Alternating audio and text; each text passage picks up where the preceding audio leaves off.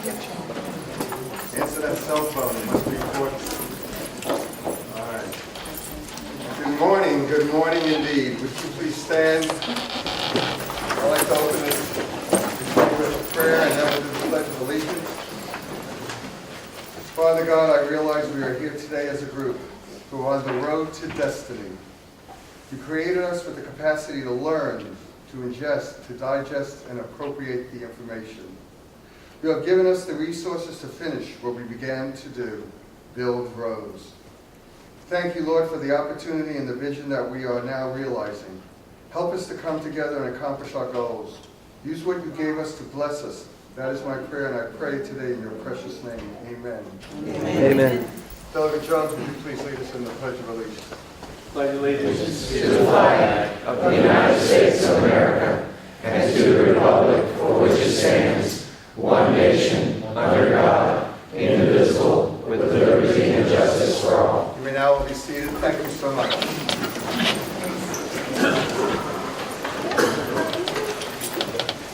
Before we begin with the public comments, I would just like to say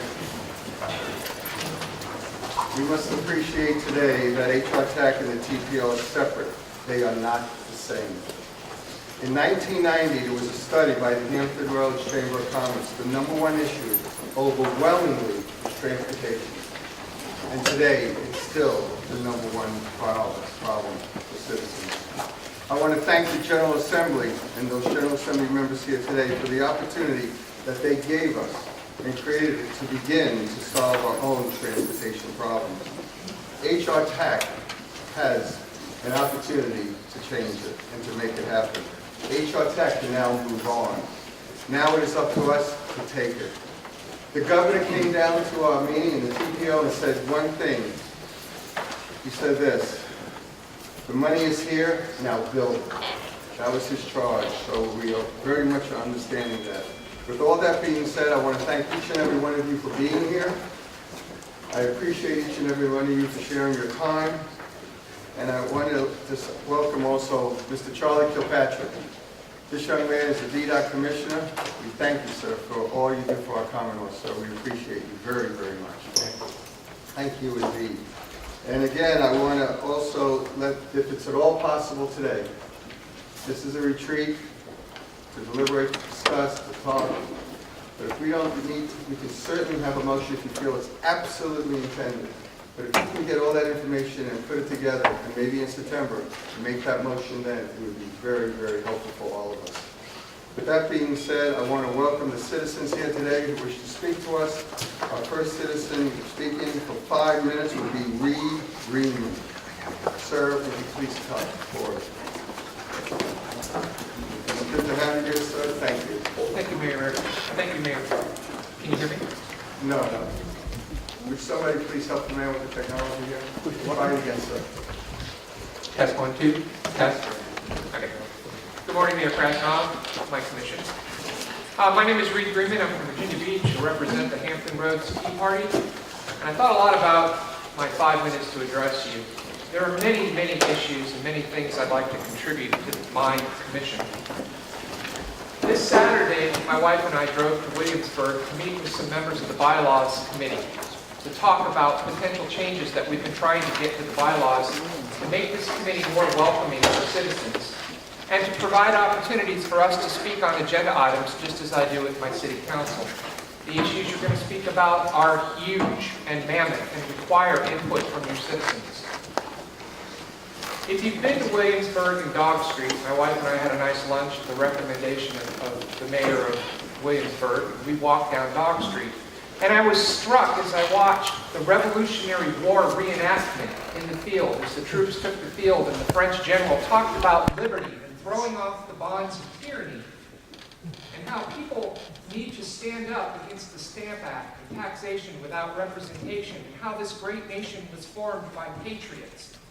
And I thought how embarrassed they would be at this commission today to see how far we've fallen in representative government in the way we create all appointed regional bodies, and this proposal by the Finance Committee on Tuesday to create a regional caliphate with one ring to rule over all as an executive director, not for this commission, but for the TPO, the PDC, and this commission. Creating bureaucratic layers upon bureaucratic layers of regional government that no one voted for and no one elected. Oddly missing is the Transportation District Commission of Hampton Roads and its CEO, and yet you want to pull everything together under one director, streamline government. I'm incensed at the amount of money you're proposing to spend, but I'm more incensed that the city manager of my city put together this budget and said we must move forward on a select group of projects before you've even discussed them, laid out PD's descriptions, wrote up all of this stuff, and you guys even have not had the chance to even sit and talk about it. I see my mayor's paying attention to my remarks, so I appreciate that, Mayor Sessions, my representative on this commission. My point to you is simple. We've worked diligently from the Hampton Roads Tea Party to meet with you, to make recommendations in your bylaws so that you listen to us and take our advice. Before you decide not to build lanes on the Hampton Roads Bridge Tunnel in favor of a project for the port to spend the majority of this $8 billion, maybe we need to revisit that decision, solicit input from your constituents. Just like those American patriots stood up to the king for the tyranny of not having representation, you need to find out from us what it is that we want you to do for us.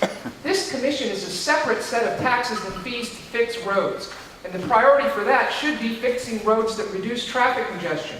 That's not the mandate of the PDC, federally mandated, nor the TPO. They have different criteria in how they select their projects. You're a different funding stream. You are empowered to make those decisions, and every mayor and chair here should be respected regardless of the number of people that live in their city. Please go through the recommendations the TPO provided for balance between small cities and large cities. If you move forward on the Finance Commission's recommendation to create one executive director that's going to be split between the PDC, the TPO, and this HTAC, how do we fire them? How is that process determined? If you look in the recommended bylaw changes we gave you before the first meeting, you'll notice we made a recommendation for how you can review and get rid of a bad executive director. It's in the changes we provided you that we were not allowed to present before you voted to adopt the bylaws. I'm working very hard, and so are many other people, to help you do a good job and be a representative government. I implore you today to talk about your proper role in government, and that is to do what the people who are your constituents want, not what the Chamber of Commerce decided is the biggest priority. And I would argue, Mayor Krasnoff, that jobs are a higher priority than transportation. But hey, I'm just a citizen, I'm not the Chamber of Commerce. So, in conclusion to my remarks, if I seem a little upset, yes, I have a lot of work to do. I have a busy thing at my job. I have to come here in the day. I have to work tonight till 10 o'clock to make up for the time I'm here. I have to give up my weekends to talk to you people. I don't want to be ignored. I live here. You're going to make important decisions that affect everybody's life. Slow down. I see a fait accompli here. I see the finance department as the tail wagging the dog and trying to set the agenda for the entire commission. So, no to a caliphate. Get your own executive director, streamline this, and stop spending so much money on the bureaucracy of this commission and spend the tax money on fixing the roads. Thank you. So much. Appreciate that. Next is Frank Capson, please. Oh, goody. I gotta go back to work.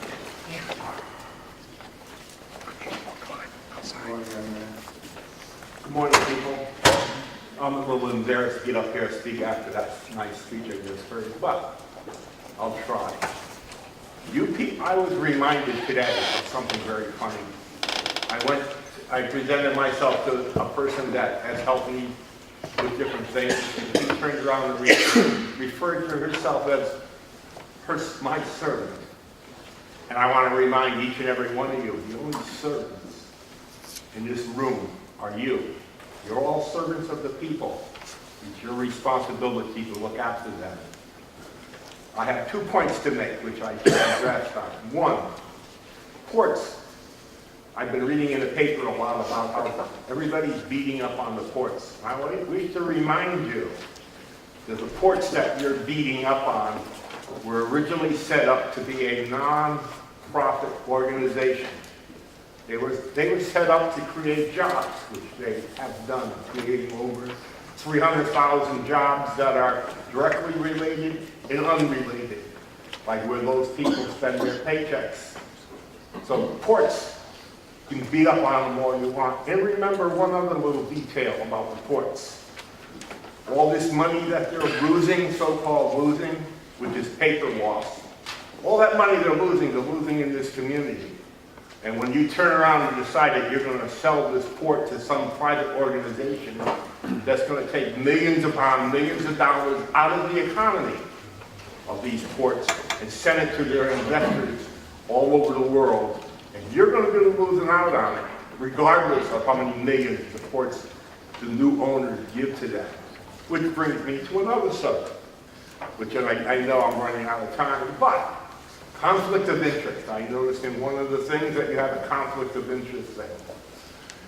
Too many members in this room have a financial tie to a particular bank, and this bank seems to have a lot of control because I'm reading that a meeting was set up and commissions were designated by people with interest in financial gain rather than an interest in the personal well-being of the citizens of this group.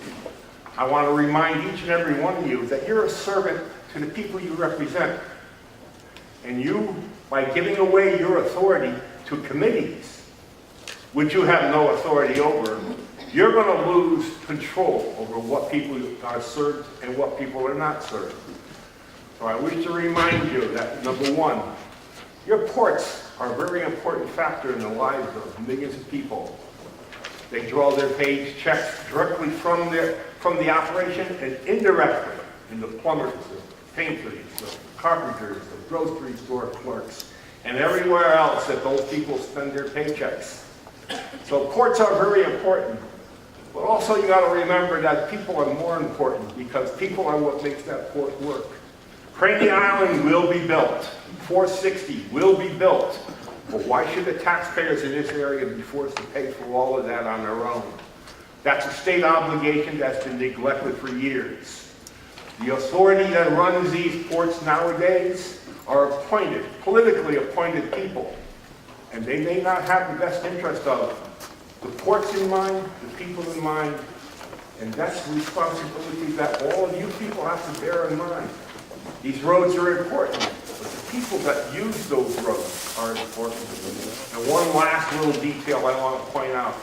They talk about the inefficiency of the ports, but you got to understand that one of the major problems of the ports is getting the goods out of the ports. And one of the reasons why they're having such difficulty getting the material out of the ports is because your education system says truck drivers are insignificant, poor people, and you shouldn't really do it.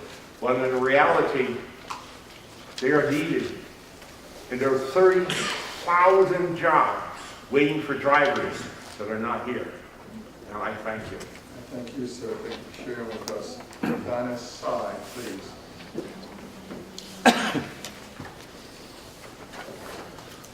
Good morning.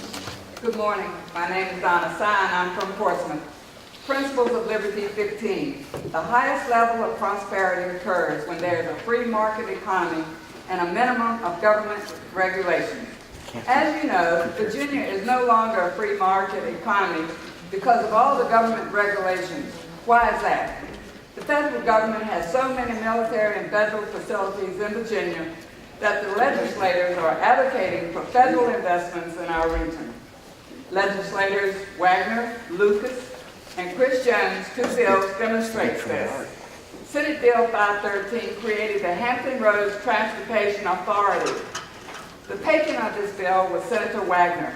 This law will move the responsibility for approval of projects and the priority of projects from the Hampton Roads Planning Organization to the Hampton Roads Transportation Authority effective July the 1st, 2015. The Hampton Roads Transportation Fund was established in the State Treasury by House Bill 1253, sponsored by Delegate Chris Jones. The Hampton Roads Transportation Fund is removed from the HRTPO to the HRTAC Authority. Both laws, SB 513 and House Bill 1253 are to divest the Hampton Roads Transportation Planning Organization of any authority to function. What is going to happen to the Planning District Commission in the future, seeing that is outlined in House Bill 1253? The law states that HRTAC can develop a long-range plan that is not limited to congestion reduction and safety, or transit and high occupancy vehicle usage, or job-to-housing ratios, or job and housing access to transit and pedestrian facilities, or air quality and/or per capita vehicle miles traveled, in addition to what the Northern Virginia Transportation Authority established. In addition to the above, House Bill 1253 stipulates that the fund is to be used solely for new construction projects on new or existing highways, bridges, and tunnels in Planning District 23, as approved by HRTAC, not the HRTPO. The law goes on to say that the composition of the commission will be 21 members, an auditor of public accounts, and staff for the commission to include a chief executive officer and staff to carry out its duties and responsibilities. Other things stated are that VDOT and the Department of Rail and Public Transportation will make their employees available to assist the commission upon request. What about the PDC or TPO staff? The law provides information about the adoption of an annual budget and the development of a funding plan. The goal of the funding plan is to provide for the expenditures of funds over a 4 to 6 year period and align with the statewide transportation plan. The law stipulates that the commission needs to solicit public comments on its budget and funding plan by posting a summary of it on the website and to hold a public hearing. The public hearing needs to be advertised on the commission's website and a newspaper of general circulation in Planning District 23. In conclusion, these laws are enacted to take away from people's individual liberty. This commission has done nothing to encourage citizen engagement. From the moment these laws were introduced into the General Assembly, the legislators and staff have assumed an adversarial role to intimidate the people to pass these laws. The legislators' attitude to continue to intimidate the people is still occurring. 2 examples. The first example, on July the 17th, after the HRTAC, I went to have a conversation with the senator. 2 of her bodyguards approached me. I heard that senator state the meeting was torture. The female bodyguard turned her back on me and kept pushing me away. The senator said that I could tell the newspaper. The second example, on Tuesday, I went to speak with the city manager of Virginia Beach. After the finance meeting adjourned, one of the staff told me that I did not have a right to be behind the roped-off area, and she was going to call the security guard if I didn't leave. She went over to a fellow, and he walked past me, but didn't say anything. I finally got to give the city manager feedback. He then turned and walked away. We, the people, know that these laws are enacted to expand government. These laws are unconstitutional and have taken away our unalienable rights of free association.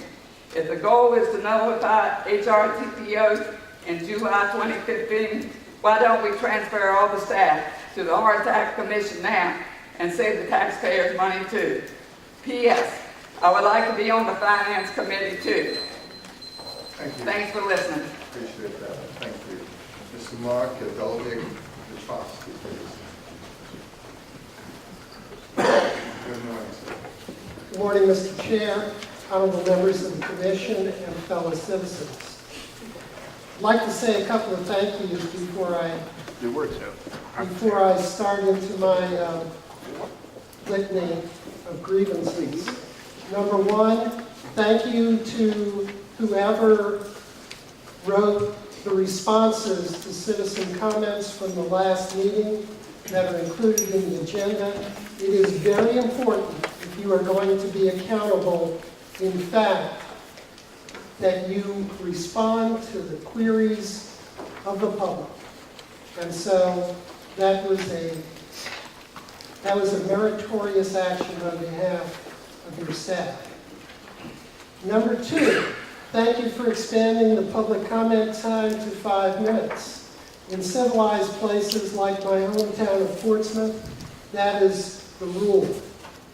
When you come before the Portsmouth City Council, each citizen has 5 minutes to speak per agenda item that they've signed up to address. So thank you for doing that as well. Now, I want to address those of you who felt disenfranchised, you members of the commission, who felt disenfranchised at your previous meeting when, through a parliamentary sleight of hand, the chair declared Senator Wagner the vice chair. And many of you looked around and wondered, what just happened? I want to commend to you this tome. It has gone through numerous reprintings, numerous revisions. It is Robert's Rules of Order. It's clear that many of you in this room are unfamiliar with this volume, and yet, by your bylaws, it is something that helps you to regulate your proceedings. You need to familiarize yourself with it. I'm going to give you a quick introduction to 3 essential items. Number 1, appeal. When the chair rules on a particular item, any member of this assembly has the right to appeal. It requires a second. If you do not believe that the chair has ruled appropriately, you have the right to appeal. And you can be sustained by a majority vote of the membership. Please exercise that liberally. Number 2, point of order. If the chair issues a ruling, or if there is something that is transpiring in your meeting that does not comply with your bylaws or with these rules of order, raise an objection. It's called a point of order. That does not require a second. It does require a ruling of the chair. If the chair rules against you, then you may appeal that as well. And number 3, a point of personal privilege. When the chair declared Senator Wagner elected as vice chair and you were scratching your heads and didn't know what just happened, you have the right to raise a point of personal privilege and question, Mr. Chair, what just happened? If you don't like what just happened, then you can appeal.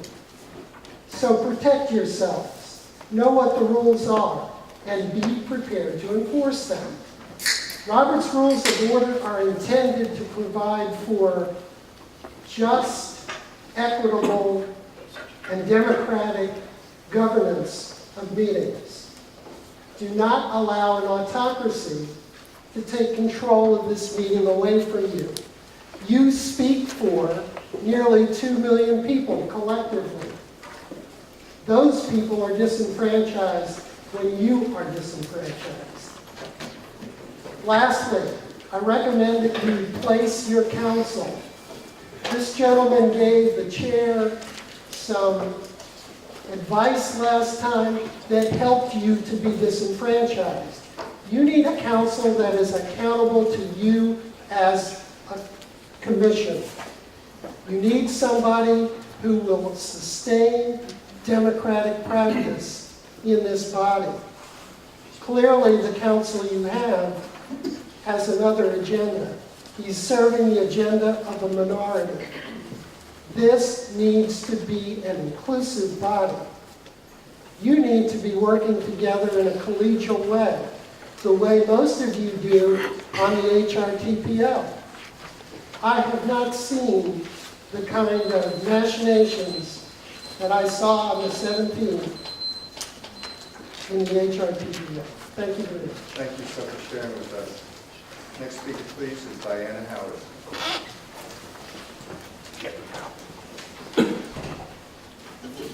Good Can you morning. hear me? Hello? Okay, good. I went to the Finance Committee meeting on Tuesday, and forgive me if I misrepresent anything you said, because I couldn't find it online, so I guess it wasn't filmed. But Mayor Hunt brought up that there was not in the budget the $500,000 spent on the administrative fees that I questioned why we had this $500,000 in administrative fees and there was no line items and stuff for it. And Senator Wagner went on to try and explain that those administrative fees were somehow the state or VDOT collecting the money and separating the state from the local money and putting it in the report and everything. So there was a discussion after that. Ms. Johnson said that we were going to have to take the money out of the Hampton Roads Transportation Fund, but it clearly states in the bill that it shall be paid into the state treasury and credited to the fund. So the law would then have to be changed for you to take it out of the fund and put it in a bank of our choosing. So if we were to do that, would we still not have to pay the state to collect the funds and separate the funds as to which part is the locality portion and which part is the state? It's just a question. If you could go over that again, I'd appreciate it. Finding out, $500,000 just to tell us, how to administer the money. That seems excessive to me. The other thing I wanted to ask about is the budget itself. In the bill, it said 4 to 6 year budget was supposed to be presented, right? And I didn't think that was 4 to 6 years when we presented that budget on Tuesday. And also, it was $1 million for what they call minimal staffing. Well, I thought that was excessive. It says you think that you have to have all of those people, but the bill actually says you may employ a chief executive officer and such staff as it shall deem necessary, determined to be necessary. And since this organization was put into law simply for the fact that you didn't have the ability on the TPO to leverage that fund and issue bonds, seems to me all you really need is a financial officer and somebody to do that. Okay. The other thing is on voting. In the bill, and I quote, it says, "In all cases, decisions of the commission shall require the affirmative vote of 2/3 of the members of the commission present and voting, and 2/3 of the chief elected officers of the counties and cities embraced by Planning District 23 who are present and voting, and whose counties and cities include at least 2/3 of the population embraced by the commission." It says, in all decisions. So therefore, a voice vote is not authorized, nor is electronic vote. That would be illegal, because it's not in the bill. It clearly states 2/3 present and voting. Okay. The other thing, the administrative expenses of the commission is provided in the annual budget adopted by the commission. To the extent funds for each expenses are not provided from other sources shall be allocated among the component cities and counties and cities on the basis of relative population. So you determine that all the money that goes into this fund that the bill says goes to roads, bridges, and tunnels can also be used for administrative purposes, expenses. So I'm wondering how much of this money is going to be spent on growing this government, because $1 million is your minimal. I can't imagine when you start hiring everybody else. And the other thing was on the list of projects. I came across this, and I've seen on the bottom of it, this is the Hampton Roads Transportation Planning Organization resolution attachment for the Hampton Roads Transportation Fund list of candidate projects. And I had the same list that you all had at that meeting there. But on the bottom, it says, I-64 Peninsula Widening Segment 1, Jefferson Avenue to Fort Houston Boulevard is already fully funded and will not use the HRT, the Hampton Road Transportation Funds. And it also says that the Craney Island Connector, same thing. Ms. Howard, would you be so kind? Yes. Thank you. So those two you got to take off your list for our funds. Next speaker, please, is James Ellis.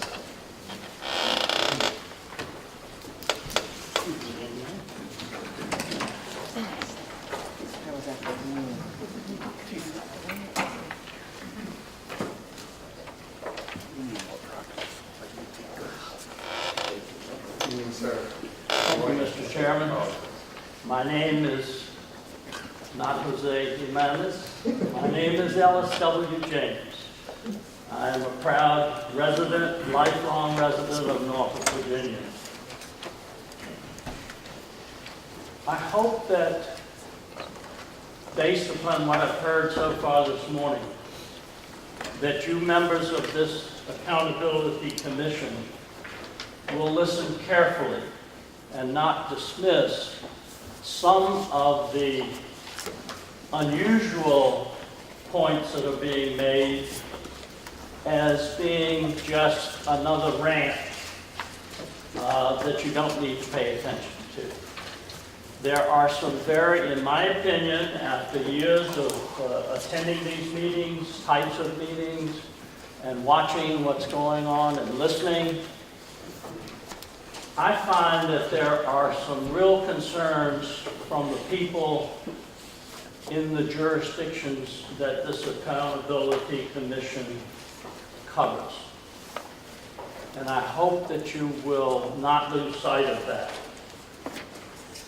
I have confidence in each one of you. You're all intelligent men and women, and you know what's happening. But there is truth to the concern about another layer of government. But I thought this morning before I came that I would try to focus on one aspect.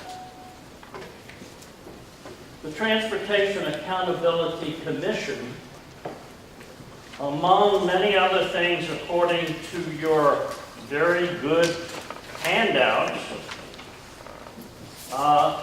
involves the role of HRTAC. Planning, programs, and development. I have a concern that I have expressed to the TPO,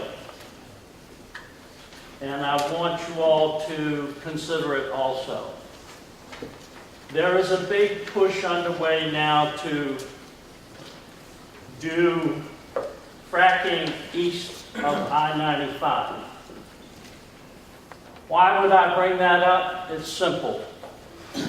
The traffic alone that will be generated as a result of operations of that nature will at best be horrendous. There will be severe problems, in my opinion, and we will find ourselves possibly in the position, after years of struggle to try to solve our transportation problems here in Hampton Roads, undoing perhaps by accident or by simply ignoring the fact that this new, relatively new, at least for the east of the Commonwealth, activity could generate and blindside us with. The funding that you are supposed to be taking into account and making sure there's accountability on will include the question of, are there newer activities in the east of the Commonwealth which are going to generate serious funding problems in a situation where we already have problems concerning the funding for transportation. I'm accustomed to 3 minutes, Mr. Chairman, but I will bless you with the remaining time that I have. Mr. Ellis W. James, I apologize for the way you demeaned me. That's perfectly all right. It doesn't matter about who the person is, it matters about the message, right? Well, the name is more important as well. Thank you, Mr. Chairman. Thank you, sir. Appreciate you sharing with us. Mr. Robert Dean, please. I saw the gentleman come in, Mr. Dean. I will call him. Okay, here we go.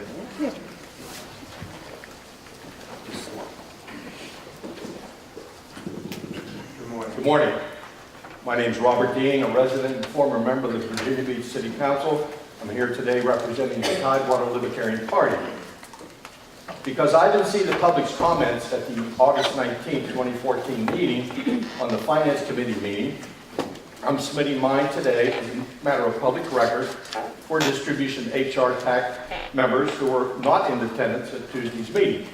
The Secretary reporter has those minutes.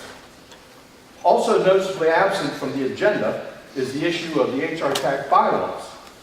We, the public, thought that a significant amount of discussion would be spent on that guiding document. It would appear that all other matters for consideration would be predicated on a set of much improved bylaws. I understand that no votes will be taken today, but rather recommendations for a vote at the September meeting. We, the public, have met with several mayors and chairs and discussed our recommended bylaw modifications and would like to have them discussed and considered at this retreat. So I ask this rhetorical question. When will they be discussed with the collective members of the commission, if not at this retreat?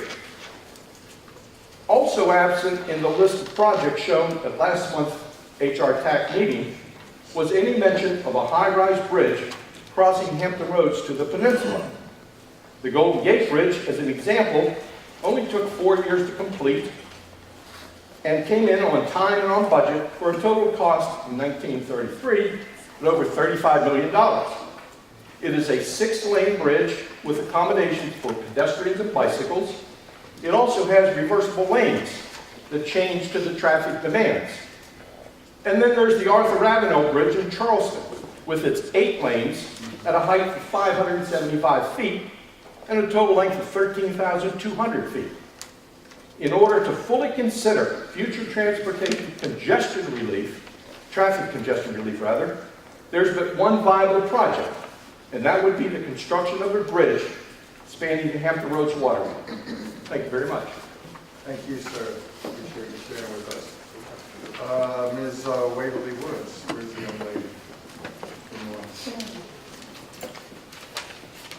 Thank you very much for listening to us. I appreciate your time. I also represent the Hampton Roads Tea Party and over 2,000 members, friends, allies that are affected by this commission.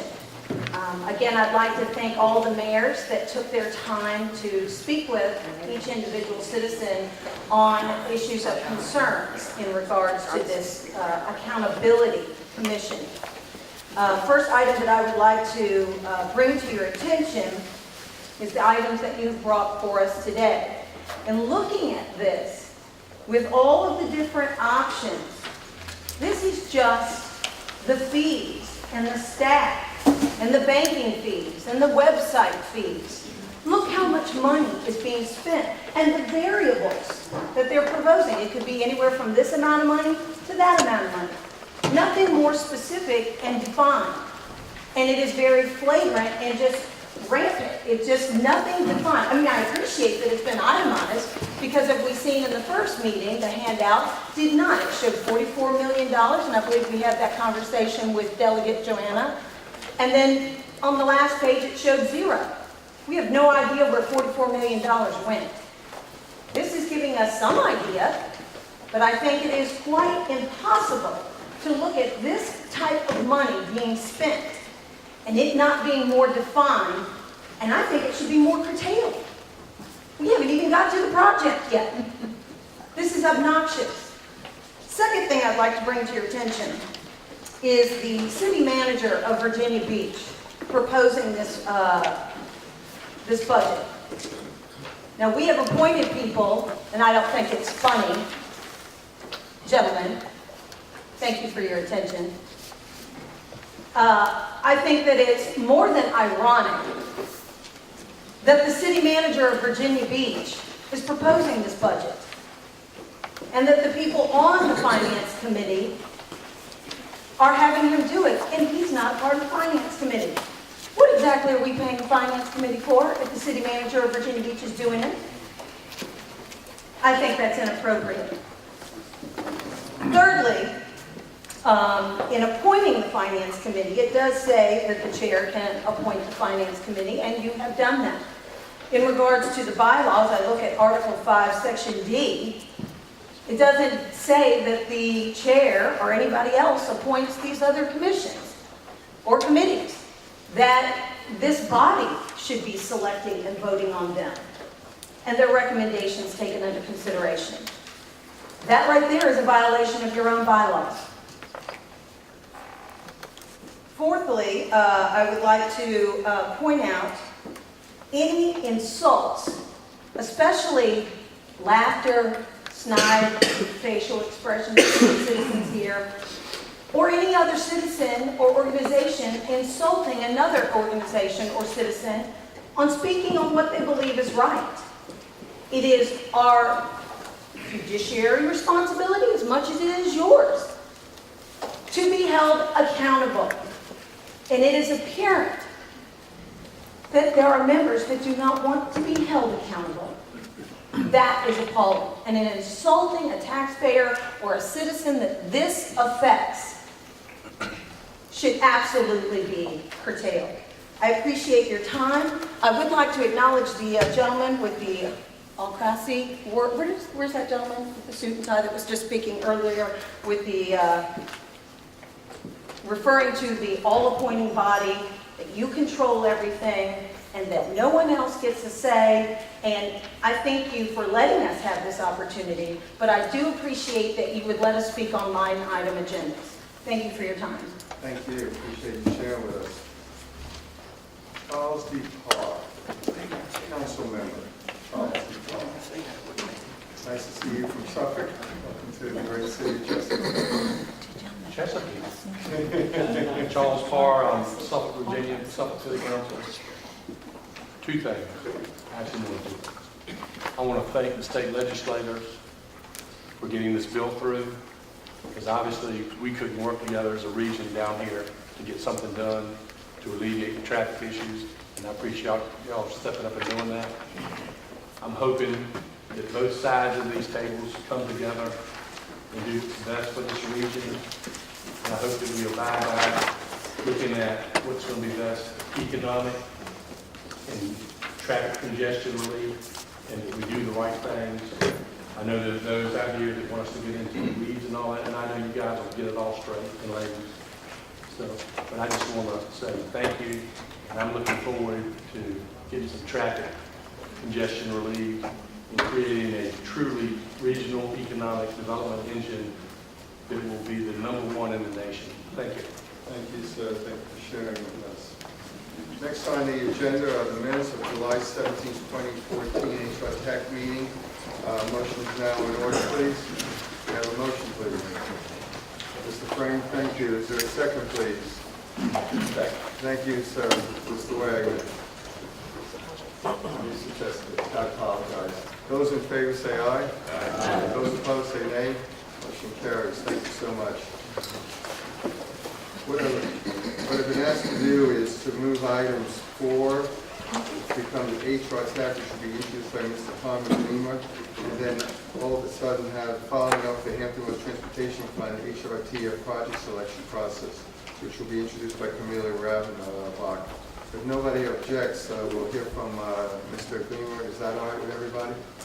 All right, thank you. Mr. Gleamer, please, sir.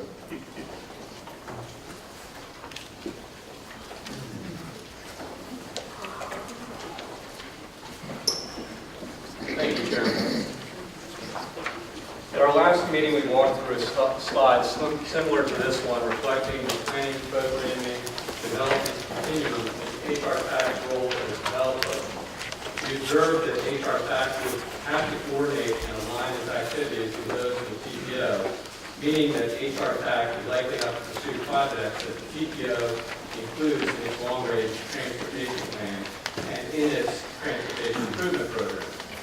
Chairman Krasnoff asked that we elaborate on these concepts today. I'll begin by talking about HRTAC legislation and the direction it gives the Commission, specifically the language that impacts the alignment. Then, in order to better understand the language, I'll provide context by discussing the federal requirements that impact the state and regional activities. Many of you will be familiar with that material, but we feel it is important to cover it again. I'll conclude by reviewing the historical events with respect to the Hampton Roads Transportation Fund and the standards that HRTAC just now follow.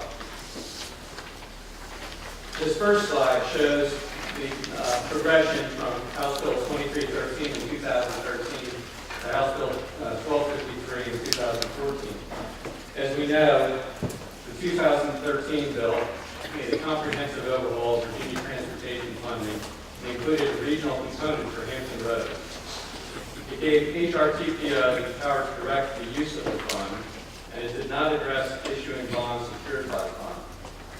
In response, in 2014, the legislature created HRTAC as a political subdivision of the Commonwealth, with powers facilitating the development of projects, including the power to issue bonds. It transferred power to direct use of the fund to HRTAC, and HRTAC doesn't replace HRTPO planning and programming functions because HRTAC's funding plan must align with the state transportation plan as much as possible. So why does that language requiring the HRTAC funding plan to align with the statewide transportation plan mean that HRTAC funding must also align with the TPO plan? The answer requires an understanding of the federal-state approach to transportation planning. As you can see on the right side of the screen, federal law requires states to develop a long-range plan that addresses transportation planning on a statewide basis with a 20-year horizon, and a transportation improvement program, or STIP, that identifies projects to be developed in the near term, a 4-year horizon. Additionally, federal law requires the creation and use of a metropolitan planning organization, MPO, in each urban area with a population of greater than 50,000. The Hampton Roads Transportation Planning Organization is the MPO for Hampton Roads. Those MPOs develop long-range plans and transportation improvement programs over a similar 20 and 4-year horizon. Importantly, the state transportation plan, which is Virginia's long-range plan for purposes of federal legislation, is required to incorporate or roll up the plans to the regional MPOs within the state. So when the HRTAC enabling legislation points to the statewide transportation plan, it is also pointing to the TPO's plan. To provide some further context on the federal scheme, I want to highlight a few additional points. As you can see from the left side of the screen, federal funding flows through the state and then down to the region.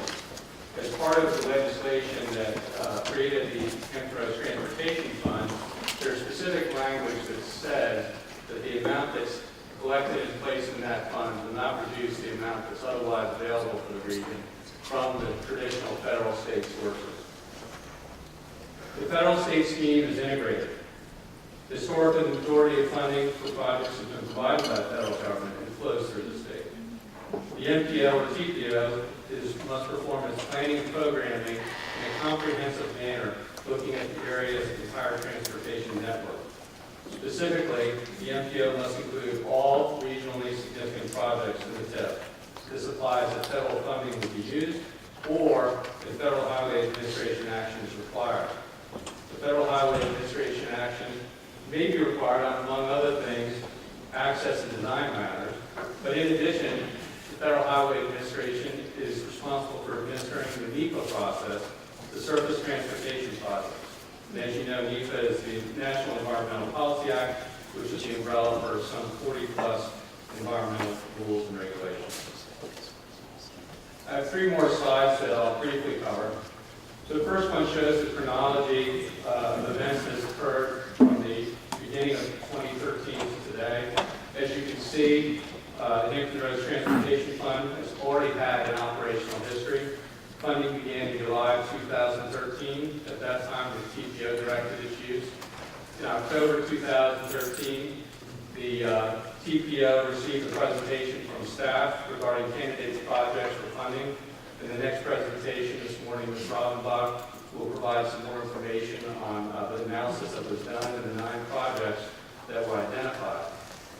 At that October meeting, the TPO adopted a resolution supporting the 9 projects, and then in January, the first allocation of funds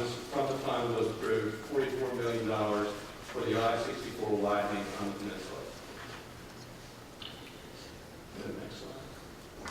So this next slide highlights the statutory language that HRTAC must follow when it comes to the fund developing a plan.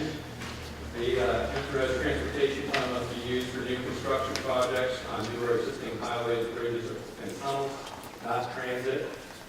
The HRTAC must give priority to projects expected to provide the greatest impact on reducing congestion to the greatest number of citizens in Planning District 23. And HRTAC must develop a funding plan, and that plan must align with a statewide transportation plan as much as possible.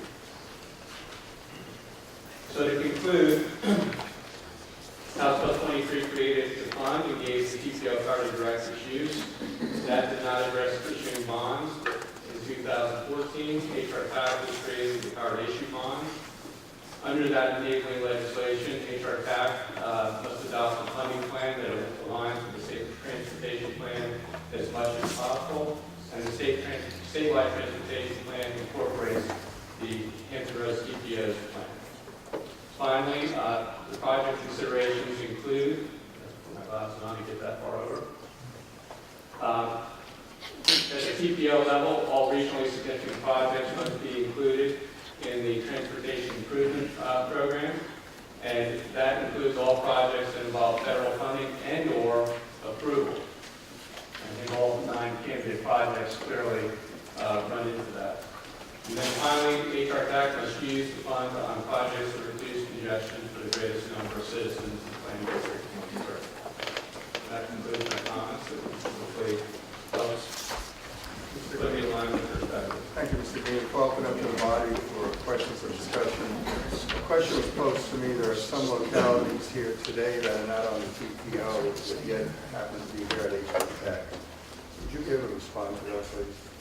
Can you provide more context to the question? Would you be so kind to ask for him? I just had a question about if TPO prioritizes the projects, then why wouldn't we be able to begin to have a vote full vote? You're asking why? Racine, Johnson, Ashburn. I'm sorry, ma'am. I was going to respond. So you're asking why is your city or county not in the TPO? I can't answer that. I'm not quite sure what the answer to that question Is there anybody here that... I know that when the TPO was formed, that it was done in a manner that there was a charter created amongst those cities and counties, and I don't know the history of whether or not there was a decision made to not participate. If I But may... I do know that we have full support. I'm not trying to start something here, I'm just asking why, because we have a situation now with HRTAC being in existence that, you know, Franklin is a voting member of HRTAC, but not prioritizing the project. If you would For be... me, it's a disconnect. I apologize for interrupting. I understand Ms. Rowe, but I can help us here. Yeah, thank you, Mr. Chairman. The TPO was created by federal regulation, and because of that, the metropolitan planning area that comprise the members of the TPO does not include the city of Franklin. As a result of that, as you suggested, you're not a voting member on the TPO board. However, because of these regional funds, when the TPO had the power for the use of these funds in 2013, we created a memorandum of understanding between the HRTPO board and the city of Franklin, as I mentioned to you earlier. And based on that MOU, you have the power to, first of all, you are invited to attend all of the TPO board meetings, and you also have the power to vote on projects that are comprised within your jurisdiction, but not on the projects included in the other 13 jurisdictions of the TPO. Right? That's where we are based on that MOU, and that MOU is still in place. And I understood the MOU that was in existence. The city manager and the vice mayor have been updating us on it, but that was prior to HRTAC. That's correct. And just because HRTAC is in existence now, and we're here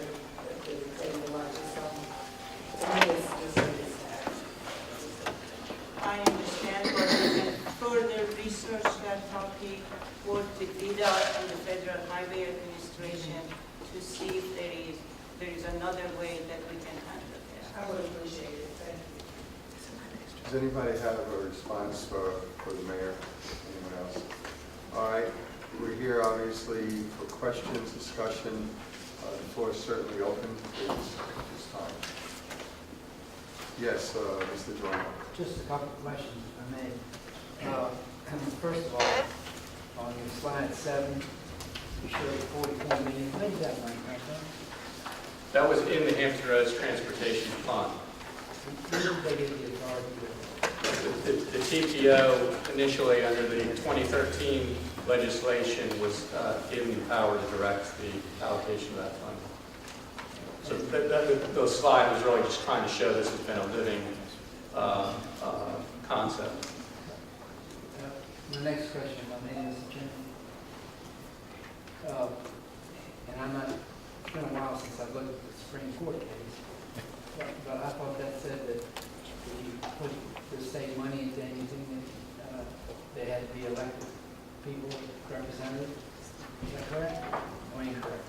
I'm not familiar with whether or not whether that would impact the TPO's power to do that. Because the General Assembly had clearly given the power to the TPO. But, my name is Chairman, the Supreme Court overruled that. Is that correct? It wasn't a case involving the TPO's power to do it. I don't know whether or not that would affect anything the TPO has done. If I may proceed, Mr. Chairman. Please. It was my understanding there was a commission set up that was not elected, and that state money would go to it, and they would be able to go ahead and put tolls and use that money any way they wanted to. I think that's what that Marshall case said. I think the Marshall case was also dealing with a set of different circumstances than you have here. So you didn't have a case where the General Assembly had given the express power in this manner. If I may, Mr. Chairman, I think the General Assembly gave the power by passing out legislation. And that's what went to the Supreme Court. The Supreme Court said that you couldn't do that. Is that correct or not correct? I can't speak to that right now. I'd have to look into the Marshall case and provide you with an answer. That's okay. Could you do that? Sure. Here, again, please, if you have a response, by all means, Ms. Johnson. I just wanted to ask Kelly John to speak a little louder. Yeah. I don't know if this thing here is working. I don't think it is. Delegate, I think one of the fundamental differences is that the Marshall case was dealing with whether or not the people who had established the tolls were actually taxing the citizens.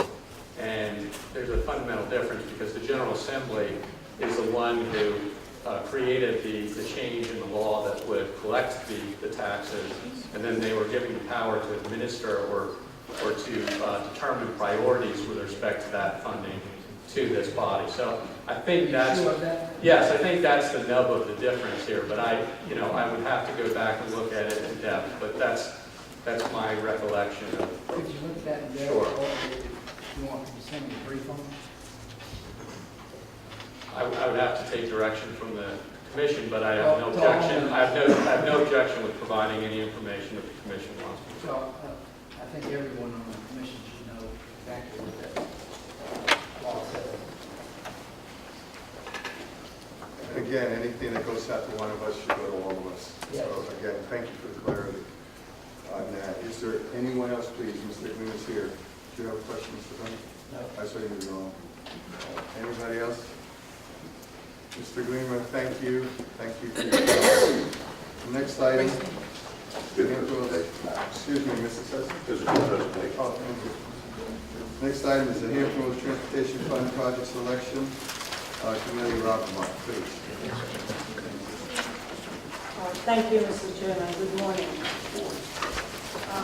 My presentation is going to be brief. I would like to provide you with a brief overview of the process that was used by the HRTAC board in the selection of the 9 projects that were presented to you at the July 17th meeting.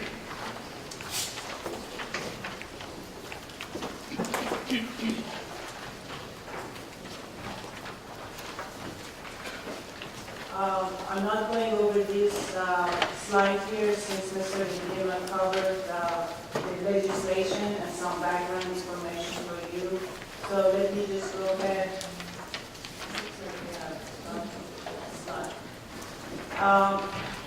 In 2013, based on the legislation of House Bill 2313, the HRTPO board took a very proactive approach in selecting projects, developing a funding plan for those projects, and endorsing a set of resolutions. And they asked, by doing that, they asked the staff to put together an approach and a methodology and come back to the board with a list of projects that at the time TPO board wanted to use those projects and put together a funding plan. What you see on this slide is a set of guiding principles that we developed in order to put together a list of projects. At the top, one of the guiding principles was that the projects had to be included in the TPO board approved 2034 long-range transportation plan. The second principle was had to be supported by the TPO board resolutions. There were 3 resolutions that were supported and endorsed by the TPO board in 2013. And those resolutions include, one of them was that the TPO board, because of the legislation of 2013, they endorsed the resolution that all the monies from HRTF, they had to be used on regional projects and based on the criteria of reducing congestion for the Hampton Roads region. The second resolution was an endorsement of the Hampton Roads crossing as a regional project, the construction of the Hampton Roads crossing, and also the maintenance of the Hampton Roads Bridge Tunnel. And the third resolution that the TPO board endorsed was the improvement to the Interstate 64 on the peninsula with segment 1, segment 2, and segment 3. I'll show you those in the map later on in my slides. Just a word here on the TPO board approved 2034 long-range transportation plan. Most of you are familiar with that process as members of the TPO board. However, I thought I'll put this slide here so you can see how the project prioritization took place. That was done with the prioritization tool that was approved by the TPO board back in 2010. And with that tool, the staff evaluated over 200 candidate projects and screened those projects through 3 components of this prioritization tool. You see the 3 components on the left side of the slide: the project utility, economic vitality, and project viability. And over 30 criteria were included in this process. And what resulted from this process, there were a number of projects in 3 different categories that you can see on the right-hand side of this slide. The first one, the number of projects that were included in the regionally funded construction projects. That means that we were able to demonstrate that there would be reasonable sources of funding for the next 20 years to build all those projects. The second category was the number of studies that most of those studies are currently ongoing, and one of them is the 64 environmental study, including the high-rise bridge on the south side. And the third one, we had a list of unfunded projects that the TPO board thought was important to include in this long-range plan in case that we have additional funding coming to this region. Not only to go over the information on this slide and the next one. This is just to let you know that the process was very comprehensive. We had a total of 36 projects to start with, and we screened all those projects against those guiding principles, and that resulted in a list of 9 projects that we had seen before. Those are the projects that the HRTAC board endorsed, and at the time, we were tasked to put together a funding plan for the use of HRTAC money, and those projects are listed on this slide. And the next slide is the map that shows the location of all those projects. As you can see from the top, Interstate 64 widening on the peninsula. The segment 1, which is shown here highlighted in yellow, that's currently under, DDOT is currently working to get the design bid and have the construction of that segment completed in the next 3 years. The next project is the Hampton Road's 3rd crossing. It's shown in 2 components. The one in red is the widening of 664 from Hampton to Bowersea and Chesapeake. And also the component that is shown in blue on this map is the Patriot Crossing. You see also the Interstate 64, including high-rise bridge, which is, I already mentioned, is currently on the environmental study. The interchange of 64, I-264, and also the segment of 460, 58, 13, that's a connector. And we felt that with the construction of the new 460, it would be important to bring that segment of 460, 58, and 13 up to the interstate standards and include also 2 interchanges to the regional Hampton Roads Airport and the regional landfill. At this point, that concludes really my formal remark. However, I included a number of slides and a map for each of those major projects just to let you see how those projects would impact the region. And if anybody has any questions on those slides, I'll be happy to provide Ms. you. Robert, thank you. We is here for all questions or discussion. We're certainly open. Just some, Mr. Hunt. just some discussion. As the, and this is really more aligned with the TPO organization, which many of us are on. First, I would, I was very interested in the comments of Franklin, and I think that we should at least investigate whether we can legally write an MOU with them, something to include them. If they're going to be paid in the money in, then they should have a voice as the TPO. And I think that we should at least investigate what it would take, or can it legally be done? If it can't, we should at least take a look at that. The second thing that I guess I would say on these projects is we've been doing TPO for many, many years. Okay? The acceptance criteria, the criteria that we're looking for in the TPO, not necessarily completely aligned with the legislation of the House bill. In other words, this legislation that HRTAC is dealing with is aimed mostly at congestion, whereas TPO was a broader reach. We were looking at economic development, we were looking at port access, we're looking at all of those things. So what I would say is that, yes, we went through the process very well as a group, and we brought these 7 or 9 projects forward saying these are the ones. But it was kind of a separate set of guidelines. So I'm sort of thinking that, we don't have to do anything with it today, certainly, but we should at least evaluate those projects for truly are they congestion related. Because right now we're sort of tied by the language that says we should be looking at congestion to spending dollars.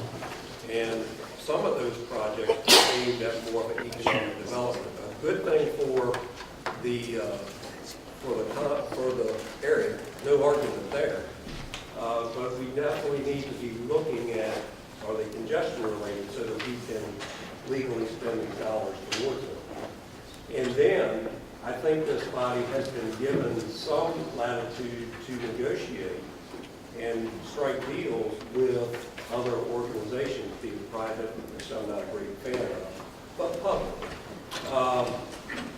Can we participate if a portion of a road is for congestion, but it also has an economic development asset, and that we could actually go and negotiate with the state to improve port access, for instance, and share that cost instead of completely bearing that cost at the local level. Those things I don't think that we really flushed out of the TPO because we were doing all of those things. I just want to make sure that as we look at these 9 projects, that they are all congestion-related projects. Many of them are.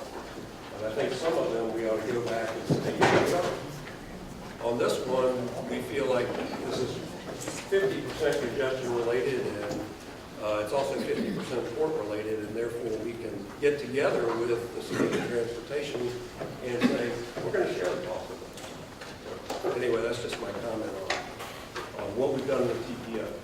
Thank you. Mr. Wright, please. Yeah, I just wanted to add, and I appreciate those comments, but I thought the formula and all of the things that we put into the model to come out with those 9 mega projects included all of those things you talked about, and congestion was one of the larger factors. Is that correct? And so I think all 9 of those are dealing with that in some regard. They're dealing in some regard. Right. What I'm saying is we were given more latitude. And I'm sorry, Chairman, I should have. No, please go ahead. But, they're basically, we're kind of equal. They have a list. This is not a list. This is basically says congestion. Okay, so and all I'm recommending is that we can do more as a region if we are allowed to team where 25, this is a good thing for congestion and for economic development, ports in particular. We can team with port money and regional money. We bring more money to the table that way, is my thought process. Yes, I thought our whole intent was to work in conjunction with our other regional agencies, and once the TPO has flushed that out and gave a point system to all of those, we wouldn't want to re-deliberate what they've done there. We would want to work hand in hand to make sure we can finance those. Is that not correct? I mean, because we'll get wrapped around the actual redoing with the other agencies, and it may cause, once again, a conflict. Yes, sir. If I may refer to Delegate Jones and Senator Wagner. I want you to hear me because you couldn't hear Johnny earlier, and I'm accused of that. If you look at the bill, it doesn't say it's only for congestion, it says a priority for those projects. I agree with Mayor Wright. I think that TPO, what we envisioned initially was, the region's done a lot of good work, they just never had an ability to fund projects. So when 2313 was done 2 years ago, I remember it very well. It was important to Northern Virginia and to those of us in Hampton Roads that we have additional funding to be able to lay on top of the good work that has been done by those organizations to be able to move us forward, and as we've all said, build roads, move people, create jobs. And so I agree with your evaluation, but I think when I look at the projects, I think that they kind of do both. And I think in the leveraging, I think you did that back in February of this year when you actually added additional dollars to 64 to be able to leverage and move forward another couple miles to Lee Hall. If I have Senator Wagner and Senator Lucas, please. And let me just say this, I think Mayor Wright, you're absolutely right. I mean, this, we do what the TPO tells us, they got the experts, that kind of thing, and I think it's been quite clear as we've gone through these briefings up till now. What I would like to see, and maybe Charlie, you can help us out, is a time frame. I see the dollar estimates on the projects, but the burn rate, in other words, if one of these projects is $500 million, is it $500 million like that, or is it $500 million over 4 years? What's the environmental background? We try to put a budget together. When we try to select these projects, we're going to need to know Is there environmental impact statements that are going to run 3, 4, 5 years on this that may not burn a tremendous amount of money? But and I think, Mr. Chairman, you said it over and over again. Every day we wait, these projects cost more money. Every day we wait, they cost more money. And you know, I know I share your feeling. I think everybody up here, we want to get these projects done. That's what we're here for. And to me, it's very, very important that we know how much and when you're going to need it and how much you're going to need. And that really would be that. And with the TPO, if you all could give us those numbers so that we can look at it as a budget and say, okay, here's how much we're taking in. Here's the burn rate. At what point do we start looking at rolling bonds out or doing those kinds of things and do that. But it's great to know how much. It's great to do this. But we think we need to encompass all. I mean, you know, my greatest fear here is we start saying, okay, this project's shovel ready. Well, everybody around here who doesn't represent that particular area that might be shovel ready is going to say, ooh, wait about me, you know, right? And I think a more comprehensive plan that says, yeah, everybody's getting covered here on these projects we've identified. And here's the order we're going to do them in, and here's what it is. And then we also have that opportunity to go out and do the best we can within the Transportation Trust Fund and the 6-year plan. And I'm sure John would like that, to be able to help subsidize, if you will, and not have to take all these projects on ourselves. As Chris and I said, we did a lot of good work a couple years ago. And there's clauses in there to say if there's a nickel dropped out of our regional Transportation Trust Fund allotment because of this bill, then we're going to react very, very badly on it. But it also gives us the opportunity to say, hey, we really need 80 million here. We really need 50 million here, 40 million there to fill in and fill in the holes. But I don't think we have the data in front of us today to actually, you know, prioritize the projects and lay it out. But what I would like to see would be, my hope is one comprehensive, here's the funding strategy, here's the funding plan. And I noticed some controversy on the exact details of the third cross. I don't know the status of it, and I know there's some reconsiderations and backing up going on, Charlie, and perhaps you're going to like this at a future meeting. But I think those things, in my mind, are extremely important. I mean, we're got some money now, and we're going to continue to have a nice source of money. But you know, I want to be able to say, okay, this interchange is going to go on. Here's the plan for High Ride. Here's you know, the plan for widening all the way up to Holstein,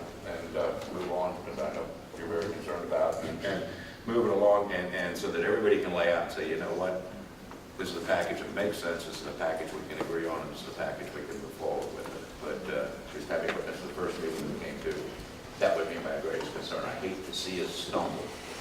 I would hate to see us stumble because of a regional disagreements or those kinds of things. And certainly if we can include Franklin in there, absolutely, I'd be all full support of currently. If I can go to Senator Lucas and then Mayor Vice. Thank you, Mr. Chairman. I think if we look retrospectively, we will see that many of us have been concerned about these issues for quite some time, and the purpose of our being here is to try to make sure that these projects get built. But what I had to say has been incorporated within the statements of the previous speakers, so I'm not going to waste our time being redundant. But I just thank you for the opportunity. Thank you. Mr. Chairman, Louise and I have been built in for years. Yes, indeed.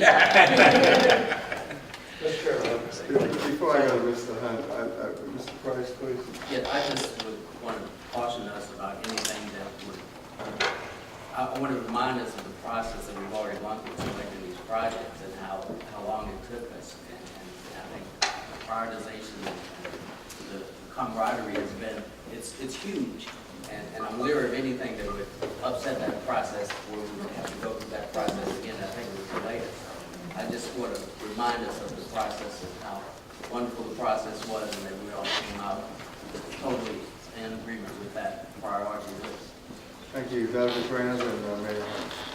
Just very quickly, I wanted to ask Ms., I can't pronounce your last name. Rather than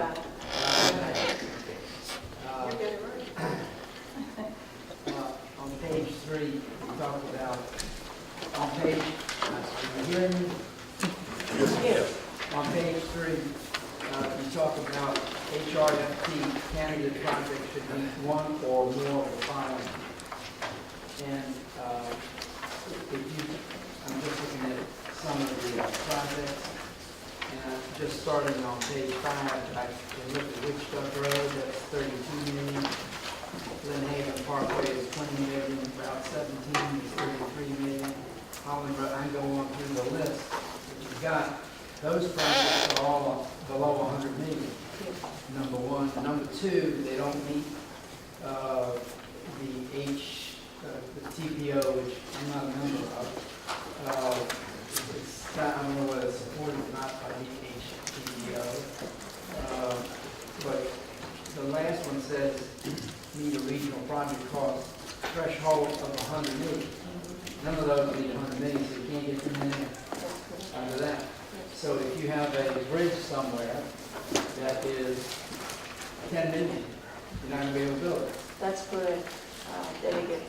The reason we did that because the legislation called for regional projects, and we used the threshold of 100 million. We worked with VDOT, and that's the number that's used with a lot of regional projects. So that was the reason we used 100 million. So we needed to make sure that we were in line with the legislation language.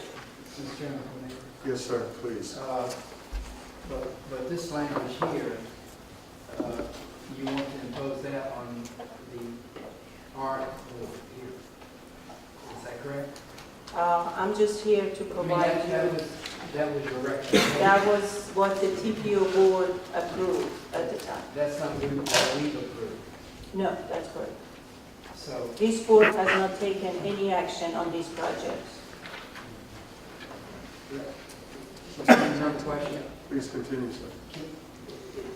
Can we put something, can it be passed that you can have a bridge for 10 million, or you can have a road for 5 to 10 million, whatever it is?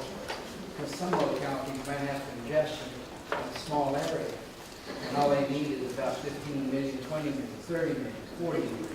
It's a small road, but at 5 o'clock it jams up on them, so they need an extra lane there.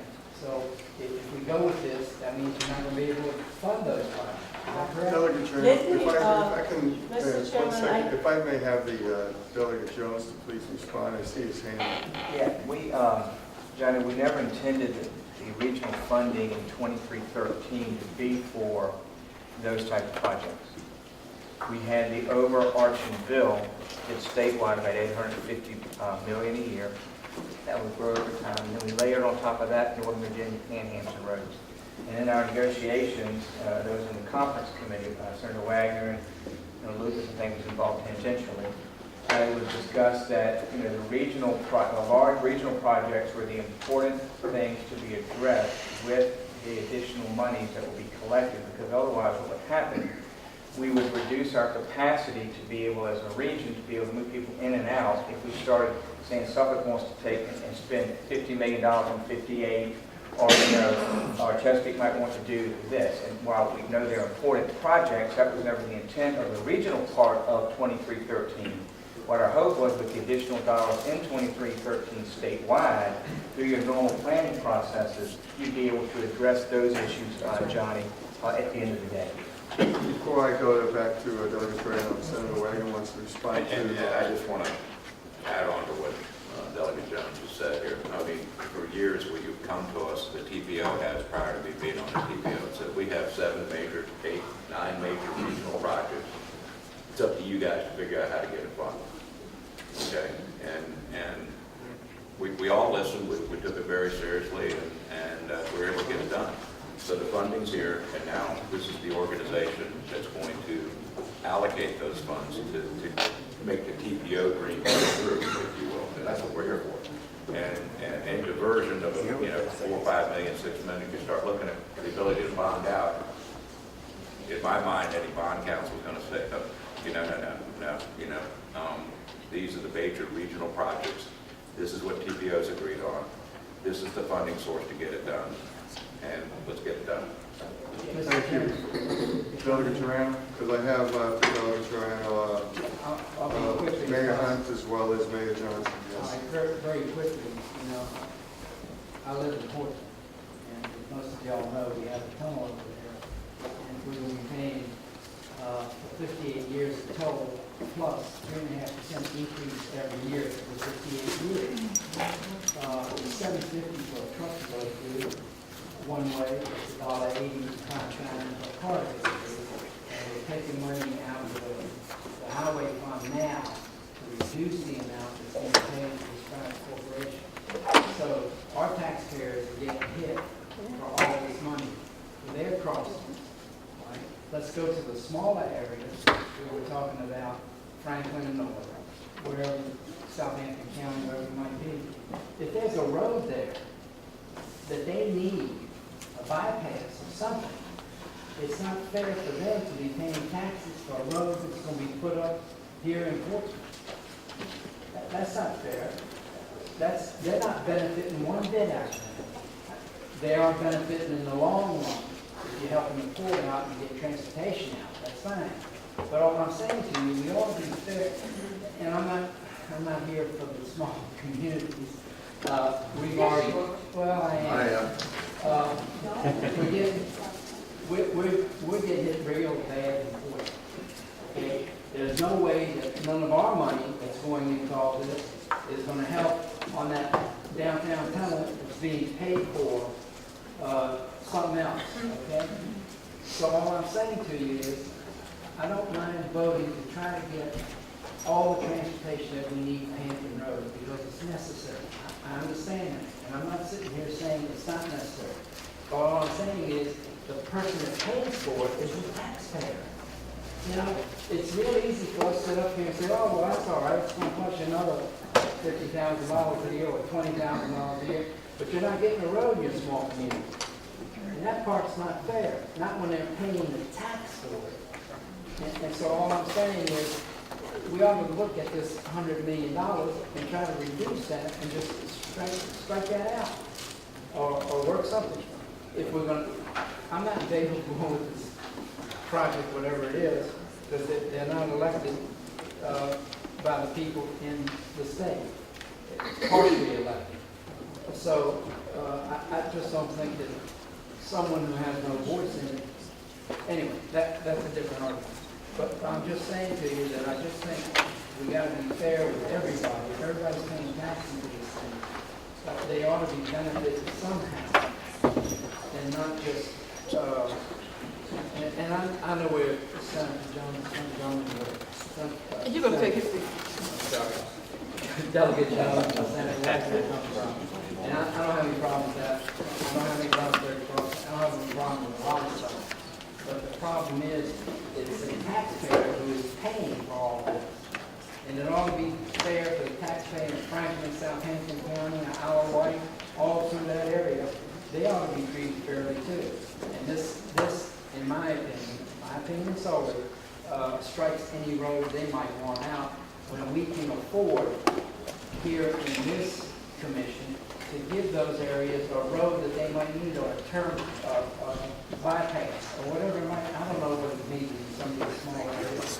I don't live there, so I have no idea. But I just think that we ought to think about that and try to at least take that thing out. But anyway. Thank you for your remarks. I have again, your hand is with Mayor Johnson, but I haven't heard from Mayor Johnson. I think he's first to go. I just wanted to say, I think a piece that perhaps maybe Reverend can do a better job of this than I can, but the fact that we're doing this with the state dollars releases a lot of funds from other areas that will allow us to do those very things that we're talking about doing in the smaller communities. So, unless I'm missing something, the idea was to get big regional projects done, which, in all due respect, we all benefit from, because this region is not going to grow and be what it needs to be without being to move our folks all the way around this region. So, in my conversations with a lot of people, and I know I've worn your phone out over the past years, but the understanding to me was that we will get those other pieces done with other dollars that become available once, because this takes that off the table. Thank you. I apologize. Can I go to Commissioner Kilpatrick, please? Thank you, Mr. Chairman. I think a lot of good dialogue I'm hearing regarding these. I'm just going to focus on the projects that were brought forward by the TPO and not really talk about some, maybe just a little bit about other projects in the region. A couple of things looking at this, and I sent a letter to the Chairman, and you all have copies of that, really laying out a couple of things. First of all, our commitment, VDOT's commitment, the Commonwealth Commission commitment to support this commission. And in doing that, some of the things that I think are critical, some fundamental decisions regarding the projects and how they will be funded, how they will be, and the schedule of delivery, and ensuring that we're clear on the scope of the project. I think that at a planning level, and we've gone through we collectively have gone through a lot of work on these projects over the years. Some have pretty solid defined scope. Some of the scope is maybe not quite as defined. We also have some planning level estimates of these projects, and that's what you're seeing here. I think that as you develop a scope and a schedule, you can get a solid budget. But you can't, to get to a good budget number, you really need to make sure you know what are you building and also when. And the when is a big piece here, because if you just look even at this planning level, and some of this is inflated for time, but I don't wear my glasses, $8.6 billion, I got them right here. $8.6 billion is a significant amount of money where this fund is generating 200 or so million as it ramps up. And so looking at the math of that, I think we need to be thinking through how this fund will support these projects. There was discussion about other types of funding coming to the region. Of course, today, the 6-year plan, we have programmed out the 6-year plan over the full 6 years. I may get this number off a bit, but approximately 30% of the non-interstate transportation highway funds come to the Hampton Roads region, not non-interstate. I just don't have on top of my head what the interstate share is. With House Bill 2, which is a bill passed by the General Assembly and signed by the governor, projects to receive funds that are not under specific earmarks, and what I mean by that are regional SDP funds, CMAQ funds, maintenance funds, some bridge rehab, some of those areas, safety enhancements, revenue sharing, and there are a couple of others. But the money that remains will go through the prioritization process of House Bill 2. Now, these projects on this, I'm just looking at the map, are all projects that would likely do well in a prioritization process. But again, the funds available for the state funds, when I say state, I mean state and also the federal dollars that come to us, it will go through that prioritization process. We are just beginning that, and it will take through this year and into next year at least to fully resolve and be able to show to how House Bill 2 works in the prioritization process. But again, in terms of the project, I think it's going to be important to sort out, make some fundamental decisions about financing.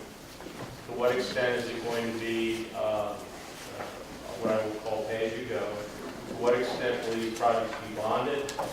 Is there any appetite for some sort of tolling, whether it's new facility tolling or managed land? The governor's been very clear in his position about tolling new capacity and not tolling existing capacity facility. But I think these things all will fit into how quickly we can deliver these projects.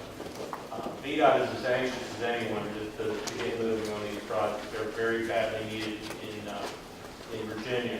So again, I think that I just wanted to make sure that we need to think this through and come to a consensus on some fundamental principles moving forward.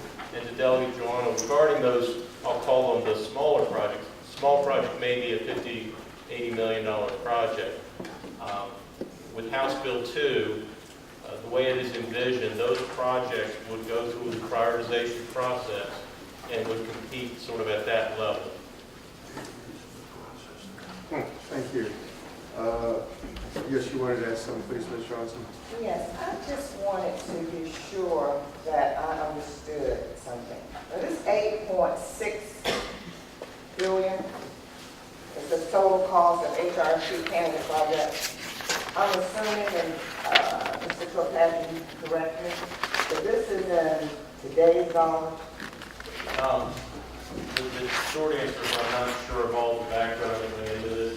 I believe there was some inflation, but again, the challenge is I don't know that it was inflated out into a year when funds would be available. Yes, these are a year of expenditure.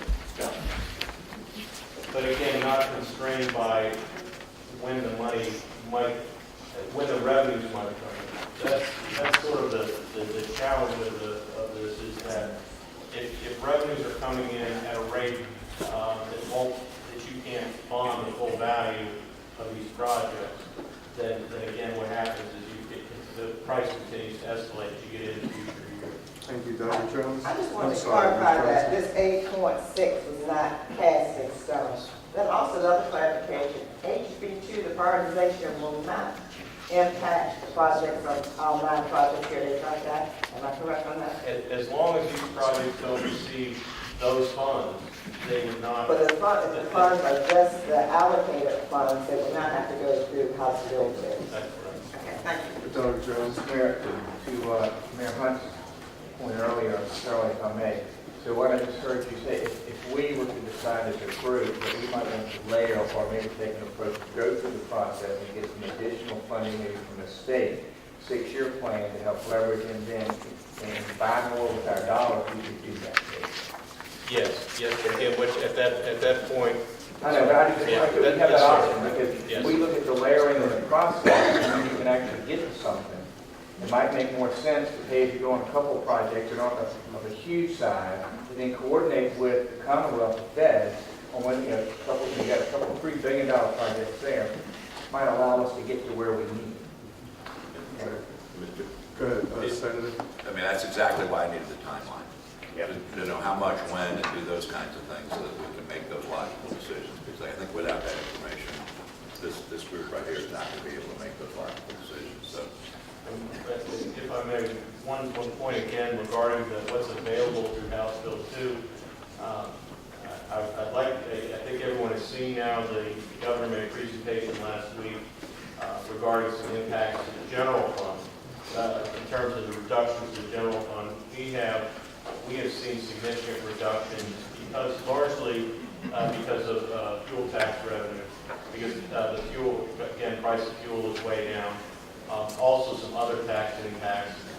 We have had some significant reductions in the 6-year plan. In round numbers, about $800 million was taken out of the 6-year plan in the update we just approved back in June. And we're currently looking at between 150 and 200 million in additional, based on what the governor presented, in additional revenue reduction over 6 years. When I'm giving you these numbers, it's about 800 million over 6 years, and then an additional 200 million over 6 years that impacting, again, simply reduced revenue coming into the state. Thank you, Mayor Hunt, and I'll go to Mr. Sessions. Okay, I think Delegate Jones finally caught on to what I was saying, which is exactly what I'm after. This is not a do-loop situation. I can tell you, I don't believe in do-loops. And we're going to continually study and not build roads. I am all about building roads, but I'm also about expanding the dollars where we are able, we have been given that ability to work with others. And that's what I'm after. The second part of my comment is really about those 9 projects. That's what our baseline is, and I agree with Senator Wagner that we need a timeline to apply dollars to. But we shouldn't get stuck on the fact that these 9 projects won't change. We will change. The members of this commission will change. The priorities of this commission will change. So it's not about the 9 projects. This is it for 50 years. We're not even talking about one of the main congestion arteries of the peninsula and south side is not on here. We're not talking about Hampton Roads Brookstone. And until we can do that, we're not going to be legitimate. Until we can say, we made this option, we went this way or that way, but we never considered Hampton Roads Bridge Tunnel, is probably not going to bring us a lot of credibility in the eyes of those that we serve. And that's why I say, it's not, these 9 are it forever. It's a fluid situation. And I'm trying to say that back at the TPO level, we need to be thinking that. So that's all I'm saying, is I'm not trying to undo things or slow things down. I think the 264 thing that we received a recent letter on, it's a approved project. It's going to go no matter what. It's a good idea. It's ready to go. I'm good with spending stuff on that. And to Delegate Joanna's point, and the small city discussion, I don't know in the future in here if we can say, you know what, we're going to piece off $50 million for small change projects. I don't think it's covered in here today.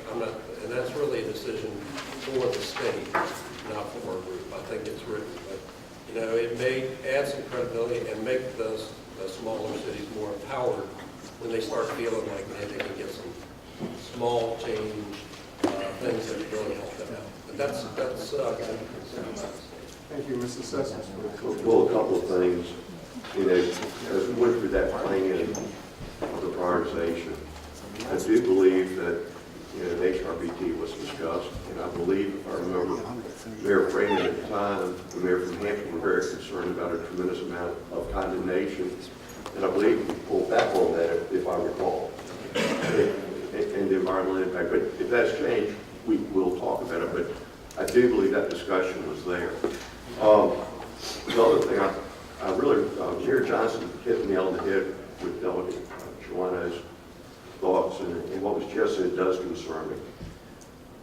There are some big cities that are funding these projects that are not getting projects. And please take that into consideration. Virginia Beach is one of them.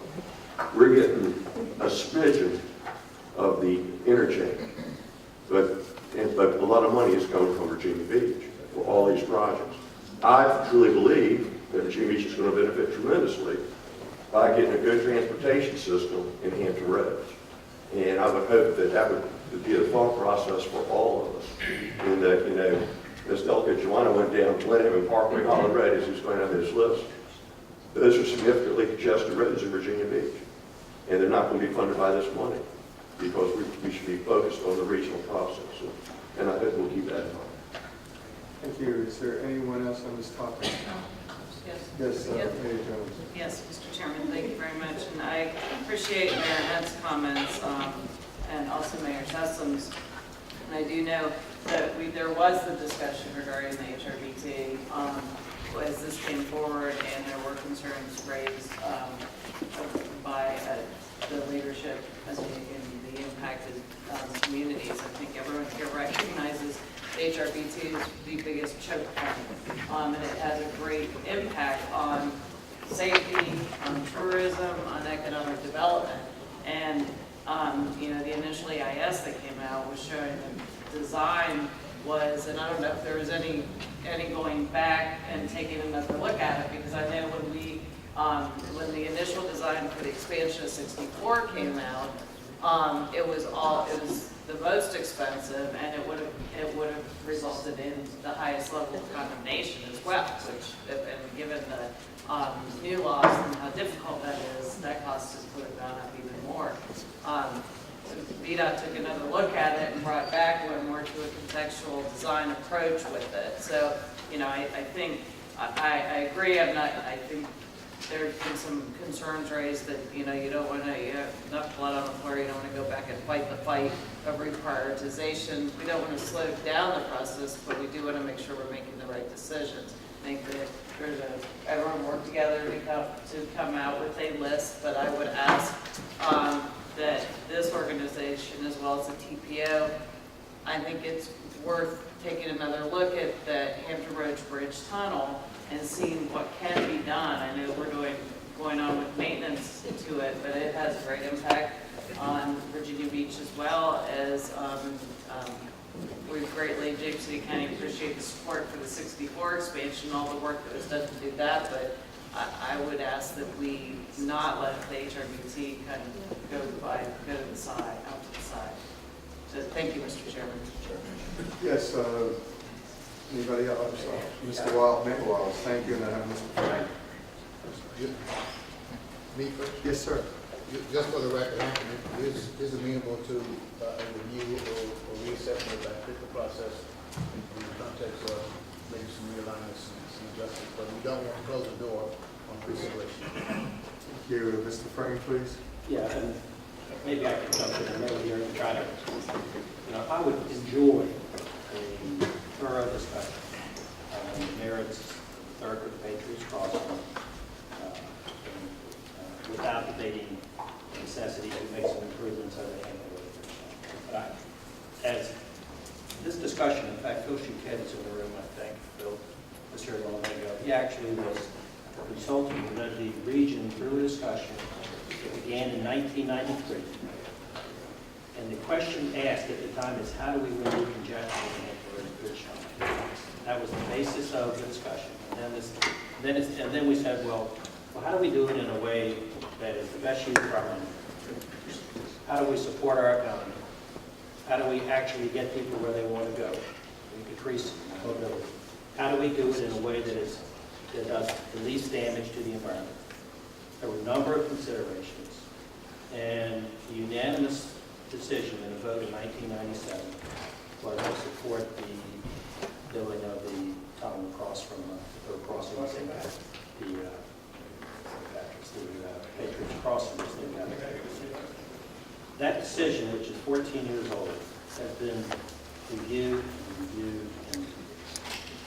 And every time we've reviewed all the data, all the facts about congestion relief that occurs not only at the tunnel but at the region, has again argued in favor of building the Patriots Crossing for a number of reasons, which I'm not going to go into today. But the most recent study, which was a General Assembly authorized and paid for study by VMAS, Virginia Modeling and Simulation, concluded that the one project you could build in this region that would give the regions the most congestion relief is the Patriots Crossing. The TPODC that heard from that study. That is, every time we reviewed it, that's what the facts were. As recently as October of 2013, less than a year ago, the chairman at that time of the TPO, Molly Ward, drafted a resolution, and it's right here, which again reaffirmed the TPO's unanimous support of the Patriots Crossing for a lot of reasons, but then we started to focus on the environmental impact statements that VDOT was producing, which talked about hundreds and hundreds of acres, 540 acres of impact, environmentally impacted properties in both Hampton and in Waltham. Hundreds of homes being moved. When at the Patriots Crossing, none of that occurred. It also didn't cause the enormous congestion that would occur if you tried to build a new loop right in the middle of the Hampton Roads, at the bridge tunnel. And this gives you another corridor, gives you a redundant corridor. But if you had an accident on the approach, people had another place to go. They didn't make it to the house. So, but I would enjoy, if anybody wants, having that debate with anybody about this, not to mention the cost. This is not a port-related project. It does support the military. But the one thing it does is it reduces congestion at the Hampton Road Bridge tunnel by diverting traffic away from it. It also gives the most congestion relief for the entire region, and it encourages the growth that will occur in Suffolk and Chesapeake in the years to come by the ability of people. And again, this is a very excellent discussion. Most of this discussion is TPO information and should be discussed at that stage. Is there any further thing on this particular topic? Should we move on? Thank you. All right, the next item is, and again, thank you all for your participation. The next item is a report on HRTAC, HRTPO, HRPDC organizational structural alternatives, which is the Jackson Tuttle, sir. Would you please come forward?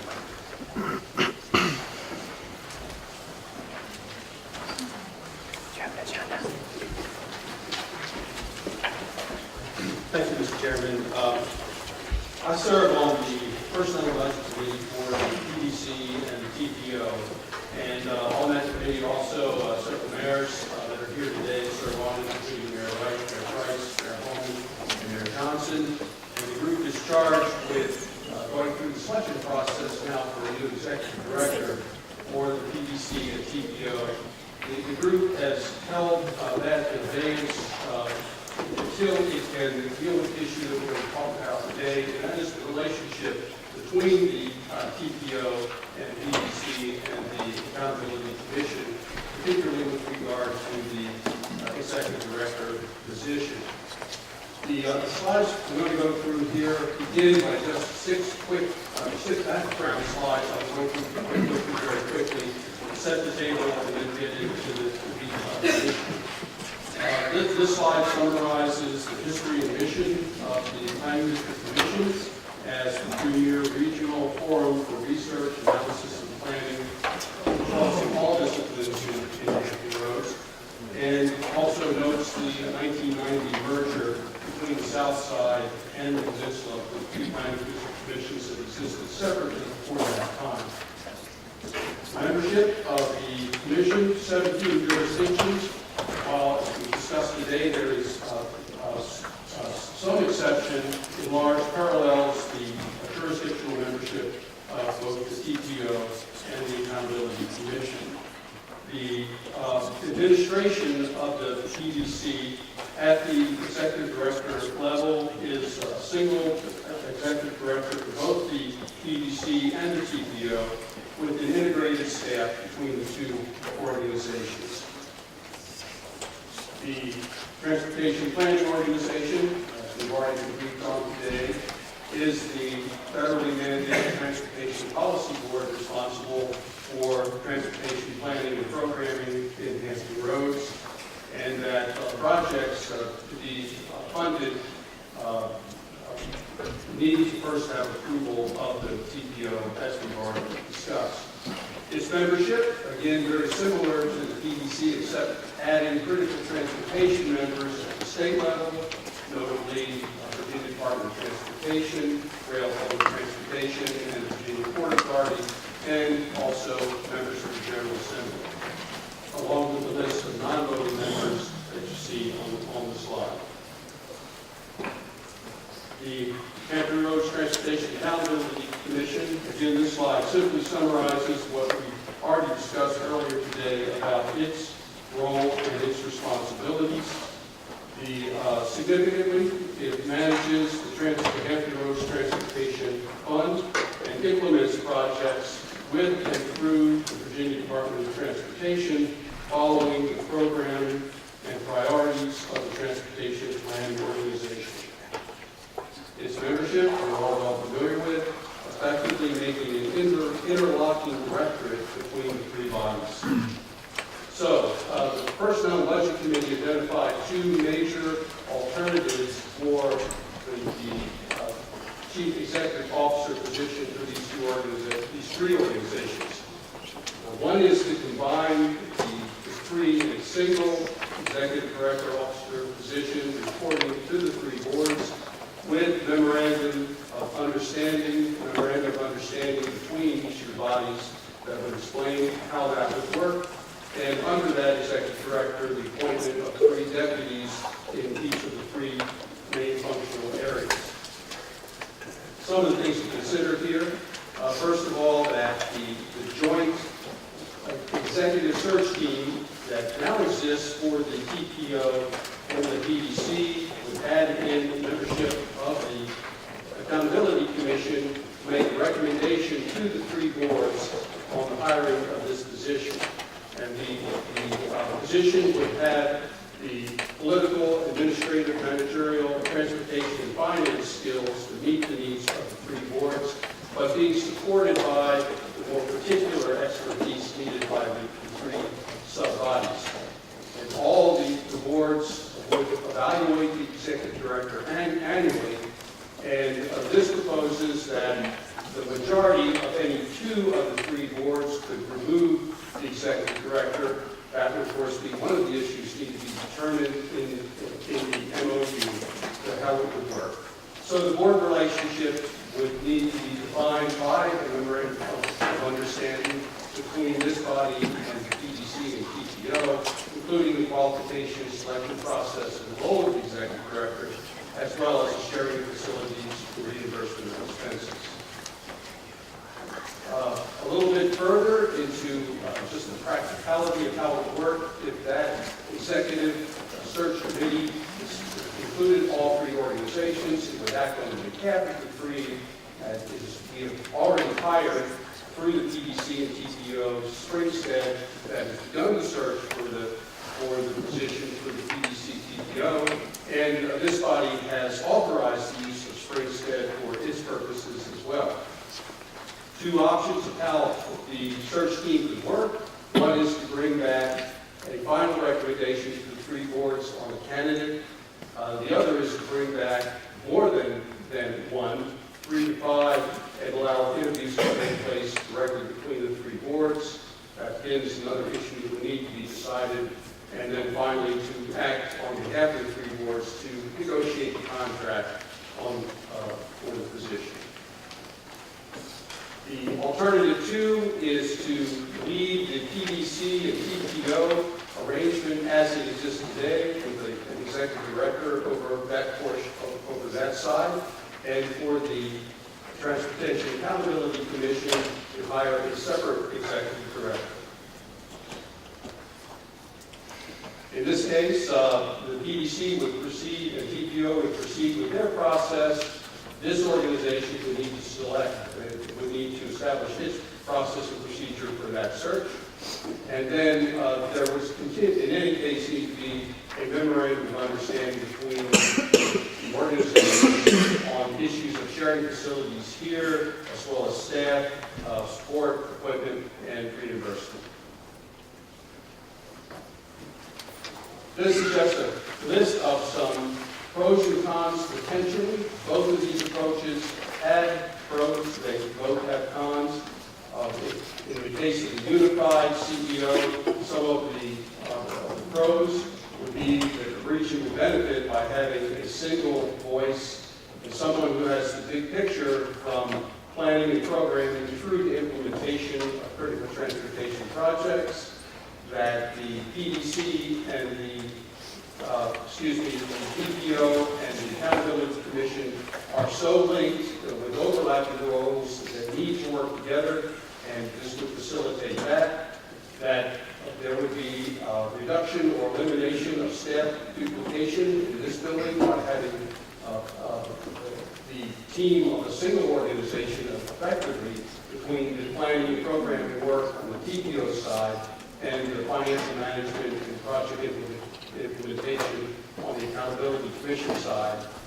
And that one person overseeing all of that would provide greater continuity, coordination, and collaboration in terms of everything that occurs in this building. And that the unified CEO would have the support of 3 deputies specialized in their areas, and that CEO would possess the skills needed for each organization and bring strength to all 3. Some of the cons would be that it may not be adequate. Consider that this approach may not adequately consider the unique role of the Accountability Commission and its responsibility for billions of dollars in project money. That the CEO responsible for the 3 independent boards may have to dilute attention to any one of the 3 boards if all 3 are together. That it may not be clear that the unified CEO can provide leadership to all 3 and has the skills necessary to do the whole job, would be argued. And then finally, that it might confuse the role of the TPO as opposed to the TAC, the Highway Administration. The pros and cons on the dual CEO, they kind of mirror image of what we just talked about. Some of the pros would be that it ensures the autonomy of this body and its board of directors and its actions and control. It would assure that appropriate skills are for that position and that position alone, enable the directors to focus on unique aspects of their two separate sides and continue the existing successful PDC-TPO arrangement. Some of the cons of the dual CEO approach is it could create a dual voice with two executive directors regarding the same transportation projects in Hampton Roads, downplaying the importance and the criticality of the overlap between the two organizations, and may duplicate staff on both sides, the additional cost of two executive directors as opposed to one, and lacks an individual to determine the staff and facility uses in this building when the two run into conflict, and may appear to enable this body has more authority than it does with regard to approval of priorities and regionally significant projects under the legislation. Mr. Chairman, that's all I had. Thank you so much. It's now the discussion by the body. Just a comment, Mr. Chairman. If I could go back to your slide where you showed I guess I'm just trying to line up the organization with the way that we're organized here.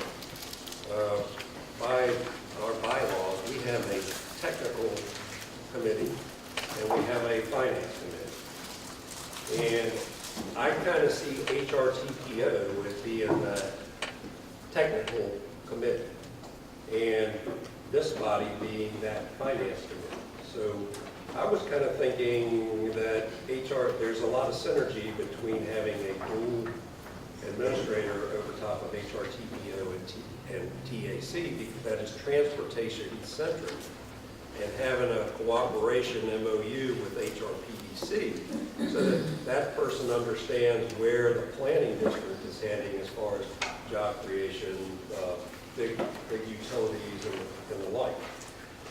You know, I see some synergy there as compared to a lot of cooperative MOUs, but I heard clearly from the State and Finance Committee the other day that they had envisioned basically a single director. So, and I think there's 100 ways this can work. And that's the other thing is that I'm not drawing a conclusion that it has to be anyway. That's just a suggestion. But I think that it aligns us to understanding that this person in this role, when he's at HRTPO, he's our technical lead, and when he's here with us, he's our financial lead.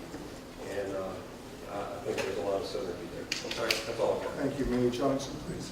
For those of us that were not at the finance committee meeting, I know there was discussion of this and there was drawings and whatever else that came out of that. Did we also have that information? Because this was done some time ago, and this is what we put out for discussion. It would be helpful to then go to the next agenda item and then if necessary combine it into the discussion. Would everyone agree with that? With that being said, thank you for the comment. Well taken. If we can have now Senator Wagner, that's the HRTAC Finance Committee report. Thank you. And I will say, it plays right into it, Mr. Chairman, that we basically ran up on the first thing. If you're going to lay out a budget for an overhead structure, what structure and form and fashion is that going to take?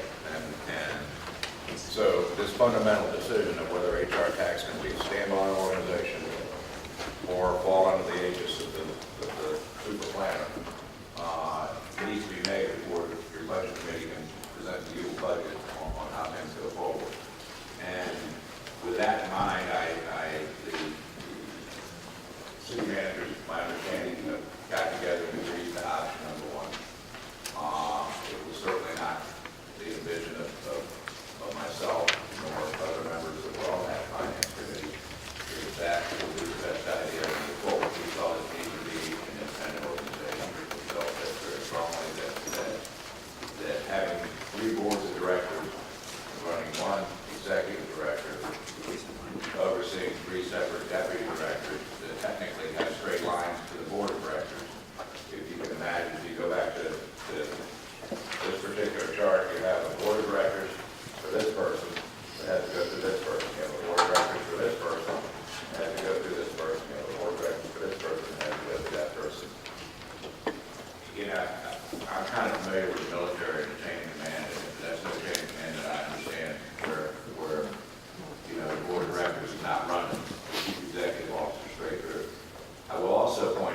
PDC and TPO do have similar roles. You know, they're planners, both community planners as well as transportation planners. They plan. Our job is to execute, get the job done.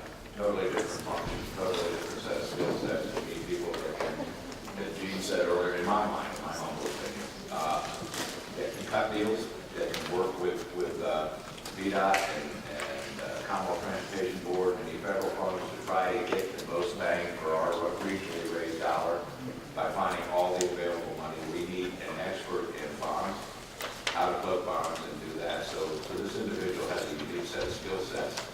It is going to be working either directly for us or he's going to be working for this new executive director who I don't know who will have the most influence on him, whether it be the PDC group or the TPO group or the HRTAC group. And I just feel because of the amount of the particular budget that we have the responsibility to administer on behalf of the citizens of Virginia, that we need to have a direct say and an ability to do that, or I think we're kind of putting ourselves in a bad position. So that's my personal opinion. I don't know if anybody else would like to weigh in, but and I asked him to prepare a budget for option 1 and option 2, and this is the first I've seen it this morning because that decision was just made on Tuesday.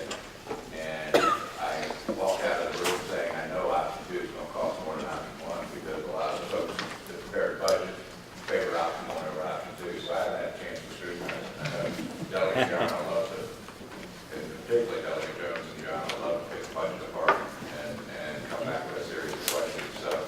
So I would say at this point, we all are just really having the first look at the budget. Perhaps we ought to analyze the budget and do a little self-inspection. I'm sure there'll be a lot of discussion around the table about what their initial preferences are.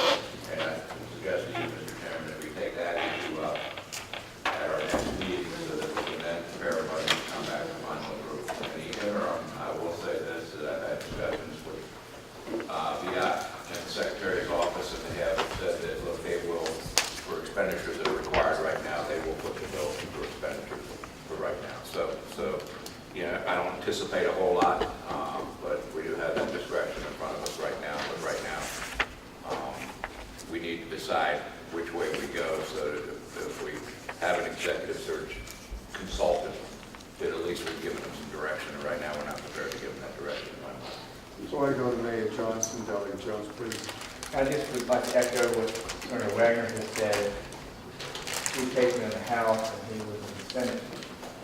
We wanted to separate the two organizations to begin with. That's the reason we had the HRTAC legislation. There are some comments earlier in the public comment period about slowing down and, you know, making sure that we got it right. It was never my thought that this would be a seamless process, that we would hit the ground running in July and be making decisions by December. The good news is we have in place dollars that are being collected. We've got good advisors in the TPO level. And I think that we should have a separate executive for this organization. It's going to be generating $220 million a year. More importantly, we're making decisions, $6, $7, $8, $9 billion and expenditure of funds. So my hope is that we would take Senator Wagner's advice, not be in a hurry just because HRPDC and TPO is looking to replace White Farmer. Utilize that resource, but give them clear direction after we've had a chance to sit down. And I thought the retreat was a great idea today, so we could actually kind of get back together and just share some thoughts and some opinions in that regard. So I think it needs to be one. We're not in any hurry to say we got it done yesterday because we want to get it done right when it's done, in my opinion. Thank you, Mayor Johnson. That was going to be my question, Senator Wagner. So the budget that was proposed and everything was proposed on this option, there was nothing done for option 2. Mayor, you do have option 2 in your yellow packet here today. You'll look at option 2, and not surprisingly, it came up to more than option 1. But I know I can see Delegate John is already digging into it. Mr. Chairman, I tend to agree with you on this. But I hope that answers your question. I just wanted to say that when you look at option 1, you go back to that one, quite honestly, I don't know where we would find the person that has 3 bosses, you know, and, well, actually probably 66 plus bosses or whatever, so. And, the more I listen, the more I think that the HTAC, it seems like to me that everybody here, maybe all of us, need to go back and reread the bill, because there's some very specific things in it that we are, I think, missing as we have this conversation. So it looks to me like the HTAC piece is a very separate piece, and that's just my opinion at this point in time, because I can't see this coming together. Thank you, Mayor Sessoms, please, and Ms. Rodriguez. Thank you. Great comments. I think as we move forward with the budget process, and we discussed this in the budget committee, that, basically, we're going to want the executive director to really guide us on what on the staff that you brought this up. So basically, we'll be plugging some numbers, subject to getting an executive director to come on and get started, and then tell us what he thinks he needs as far as support. A major concern I have is, and I'm prepared to tell you, I'll go either way. This is a big step for this group of people right here. Because, if all of a sudden this is a divided issue, and we won't be able to move forward. We won't be able to hire an executive director. And so I would just say to you today, if there's someone wants to take an adamant position on something that's going to be this way or another way, we need to know it, because the next meeting would be a waste of time. Because we've got to make these decisions. We've got the time to do it right, and Delegate Jones is right on target. But at the same time, if we can't even get off first base, and I'm going to tell you, it really concerns me. If we look back at our history so far, it's been rather divisive. And I sit here and say to you that I totally support what Senator Wagner just recommended, but at the same time, if we don't have whatever that magical number is for this type of voting we do, I think we need to know it, because we're going to waste a lot of time. Thank you. Before I go to Ms. Bridget Johnson, Mayor Wiggins. Thank you, Mr. Chairman. I agree wholeheartedly with Mr. Wagner. I've seen it throughout my business life, which has been my whole life, but I've seen it tried many times for 2 organizations to hire 1 person, especially if the organizations were associated with each other. I've never seen it before. And I personally don't think it's Thank you. Ms. Bridget Johnson, please. I'm representing the Office of the Secretary of Transportation, and I do concur with Delegate Jones, Delegate Joanno, and Senator Wagner. I think there's a different skill set that you're looking for your HRTAC Executive Director. There's some unique skills, some kind of financial expertise. I know that we have attorneys, and when we do bond issues, we're going to have bond consultants, but the HRTAC Executive Director has got to be able to understand the language that from the advisors that they're getting. And I do know that you have a PE qualification in there. I really don't see this as an engineering role. We can depend on Mr. Kilpatrick and his team for that, or some of the cities who have, PEs in their cities. So I think that this is a unique opportunity for us to do something good for this region. We need a transportation network. And even though I'm representing the Office of the Secretary of Transportation, I am a resident, former resident of this area. I am from Chesapeake.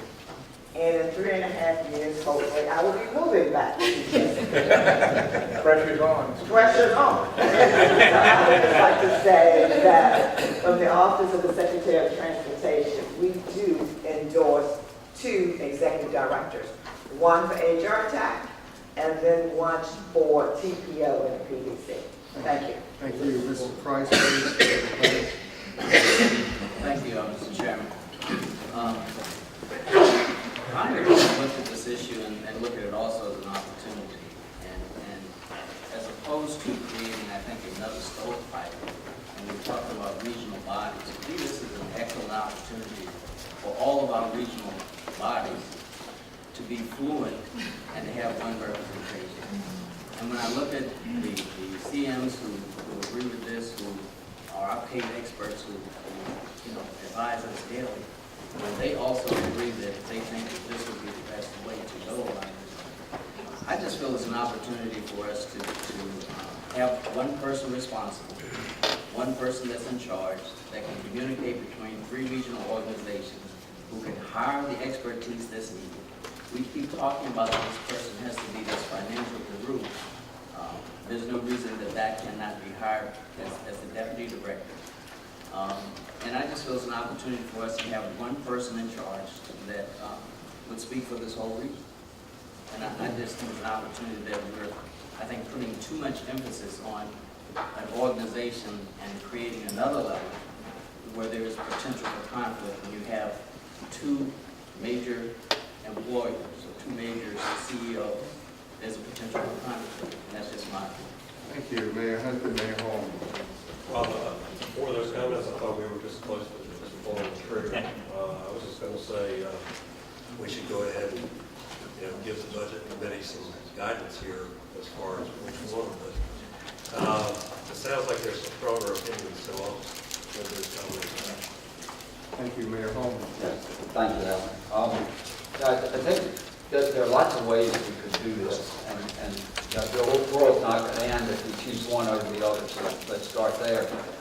Second, it seems to me we need to be looking for a mechanism, an organizational structure that will be most effective and efficient for the region. And the question is then, which of these versions will do that? I happen to agree with McKinley that there are certain advantages to having a single voice for this, and I think the skills that can be brought to that position, there are people out there that can bring those skills to that position and meet the needs of all 3 organizations. And we have a very successful model with the PDC TPO. So the idea is, why not extend that to another organization? Now again, I don't think that the world will end if we go another direction, and I do see that the TAC has particular responsibilities and needs that are different than the PDC and TPO. But I think it's really worth considering sort of what are the advantages of having a single voice and a single individual over the 3 organizations, because their responsibilities overlap so much in so many ways. Mayor Wright, please. Yeah, I want to agree wholeheartedly with both of my colleagues here from the peninsula, because there's a personnel piece here that we're not considering, and we're trying to be as efficient as possible and making sure we're not having a lot of overlap. And the only thing I see right now overlapping is most of us serve on all 3 of those. So we ought to be, from a regional perspective, like Mayor Price said, able to be able to keep a lot of those type of influences out with what we're doing from a regional perspective. But I'd hate to have different executive directors in this building trying to create organizationals that's going to cost us a lot of money. We're going to be sharing these resources. Somebody's got to evaluate these resources. We've got to give raises, bonuses, and all of those types of things. And we're going to create chaos in here with 2 different people trying to increase salaries, pay out bonuses, and dictate who's going to do what work if nobody here is in charge. And so I think with the overlap of all of us in these 3 organizations, also coming from our city managers, as Mayor Price has mentioned, as well as trying to make sure we be as seamless as possible, we need one person having oversight, which then goes to your point about the expertise. The expertise is at the executive deputy position, because no one's going to have all of that knowledge. You've got a finance person that's going to be the TAC. You've got someone with an engineering background, like Dr. Reidenbach here, that's the TPO, and a planning expert like Randy for the PDC. So your expertise is there, and then couple that with trying to do a search. And if you are going to do that, no matter what your time lag is, who's going to want which job when they know the other one's coming out and somebody's putting one job over the other, salary and all those types of, I think we're going to do ourselves a major disservice to trying to get a good person, and I agree with Will. We can go either way with this, but we need to make sure we can hire somebody and we show that there are some unificational techniques to what we're trying to do here in this region, which kind of falls along all of the things that I've been trying to advocate with this regional piece. We have somebody to be able to bring this together because it's that important. Thank you, Mr. Chairman. Thank you. Before I go to Delegate Jones, Mayor Wallace, please. I think we don't follow the advice of our managers and do it at our peril. They recognize that what we need is a partner. We've got all these voices that are going to be put into the overall product that we're going to come out with. But somebody has to be the coordinator and show that it's cohesive and structured, and everybody is focusing and making conclusions and judgments from the same set of people. So, in my humble opinion, we need to unify correctly. Thank you. Delegate Jones, please. Mr. Mayor, thank you. I know we want to come to a conclusion on this item and move on to the next one, but I appreciate Mayor Sessom's comments. I will, just when we anticipated and contemplated the bill, it was always a separate organization that would have separate leadership. And I assume if we track TPO, as I understand it, is chartered under federal law. It's a completely state created organization. So my guess is if you try to have one under one roof, that there'll probably be legislation that will require that they be separate, that will be introduced in January. That would be my guess. And I'm just trying to bring a little clarity to the situation to try to help us move along. Because if we were satisfied with the status quo, we wouldn't have created the HTAC. We would just said continue, we would tweak the direction that we had out of 2313. But we decided not to do that because we felt like we needed to have the accountability back to our citizens, to our constituents, and so we set this up separately. So that's just an FYI for what it's worth. I'm just one of the members on the committee, but my guess is you'll probably see something along that line if we try to have one that institutes the three bodies, because I think organizationally to have three bosses for one person, I just don't think can work, period. Thank you. Before I go to Mayor Frame, Mayor Jones, please. Thank you, Chairman. I just wanted to comment that I am in agreement.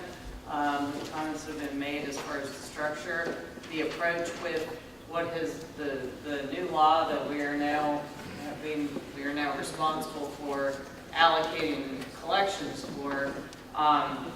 The approach has been, from my perspective, and best representing the citizens of James City County and the taxpayers of James City County and the region, is to do it as effectively and as efficiently as possible so we're not running into redundancies. It is very concerning to me that the members, I think that the TPO, there has been some very positive, effective collaboration as far as prioritization. I'm sorry to hear there's been concerns about the effectiveness of it. The TPO is not charged we don't have a funding mechanism. It's a prioritization. That's what we do, and prioritize the regional projects from those that are representing their localities on the TPO. And what I'm hearing now is, regardless of what the mayors and chairs wish, the direction they wish to proceed, it's going to be changed in Richmond. And we're here representing our citizens to the best of our ability. And I think it's extremely important for us to be operating as a team and representing the citizens of the whole region. So, I think obviously we need to take into account if we make a decision here that's going to get changed on us in a couple months, then I appreciate us knowing that. We have to take that into consideration. So.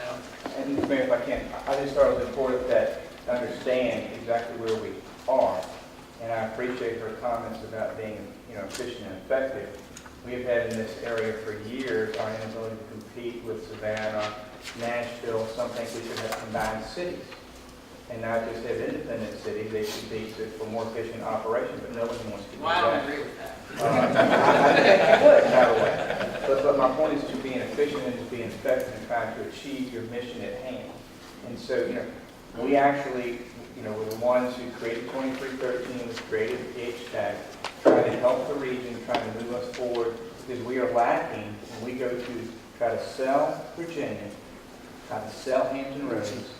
I serve on the MEI Commission with all the mega projects that come to Virginia, any and all, from $1 billion to a couple $100 million.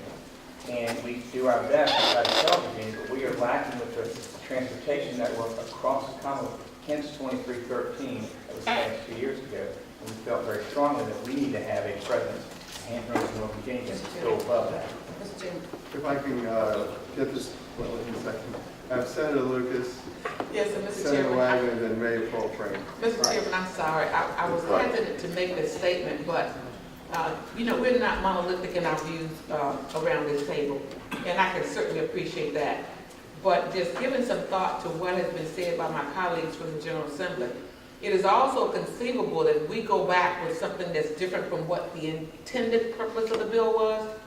We could conceivably become the TPO, because they're not wanting to make us the TPO, or make the TPO us.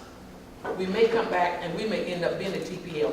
Just think that legislation could also be introduced. This could become the TPO. Next, we have Senator Wagner, please. Just briefly, and I know I've talked too much today, but, a couple of things that concern me. One of them is I'm not aware of any agency or bonding authority, like the Chesapeake Bay Bridge Tunnel Authority, that has the power to issue bonds, but falls under 3 different boards of directors in terms of their ability to do it. And I think you're really, really going to cloud our ability to issue bonds to get the maximum bang for our dollar out of this organization, taking advantage of these unbelievably low interest rates that we have going on today, for lack of going now, who's really in charge of this authority? It would be like putting the Chesapeake Bay Bridge Tunnel Authority with the County Board of Supervisors of Northampton County under the same aegis of the organization. Go ahead, issue your bonds, right? And I would think we're throwing a big, large net over our ability to, or certainly complicating our ability to float a bond, to get these projects done in a timely manner, which I think we're all very much at oars in the water. This is not meant to be a scare tactic or anything else. This is just meant to be practically. I don't understand how it's going to work having 3 different bosses going to one boss and what the priority is going to be between him and the PDC, the TPO, and so I'm very, very concerned with the outcome of that. Thank you, Mayor Frank. Just I want to thank Delegate Jones for the clarity of his comments. I never been accused of anything I always else. supported option 2, and now even more so.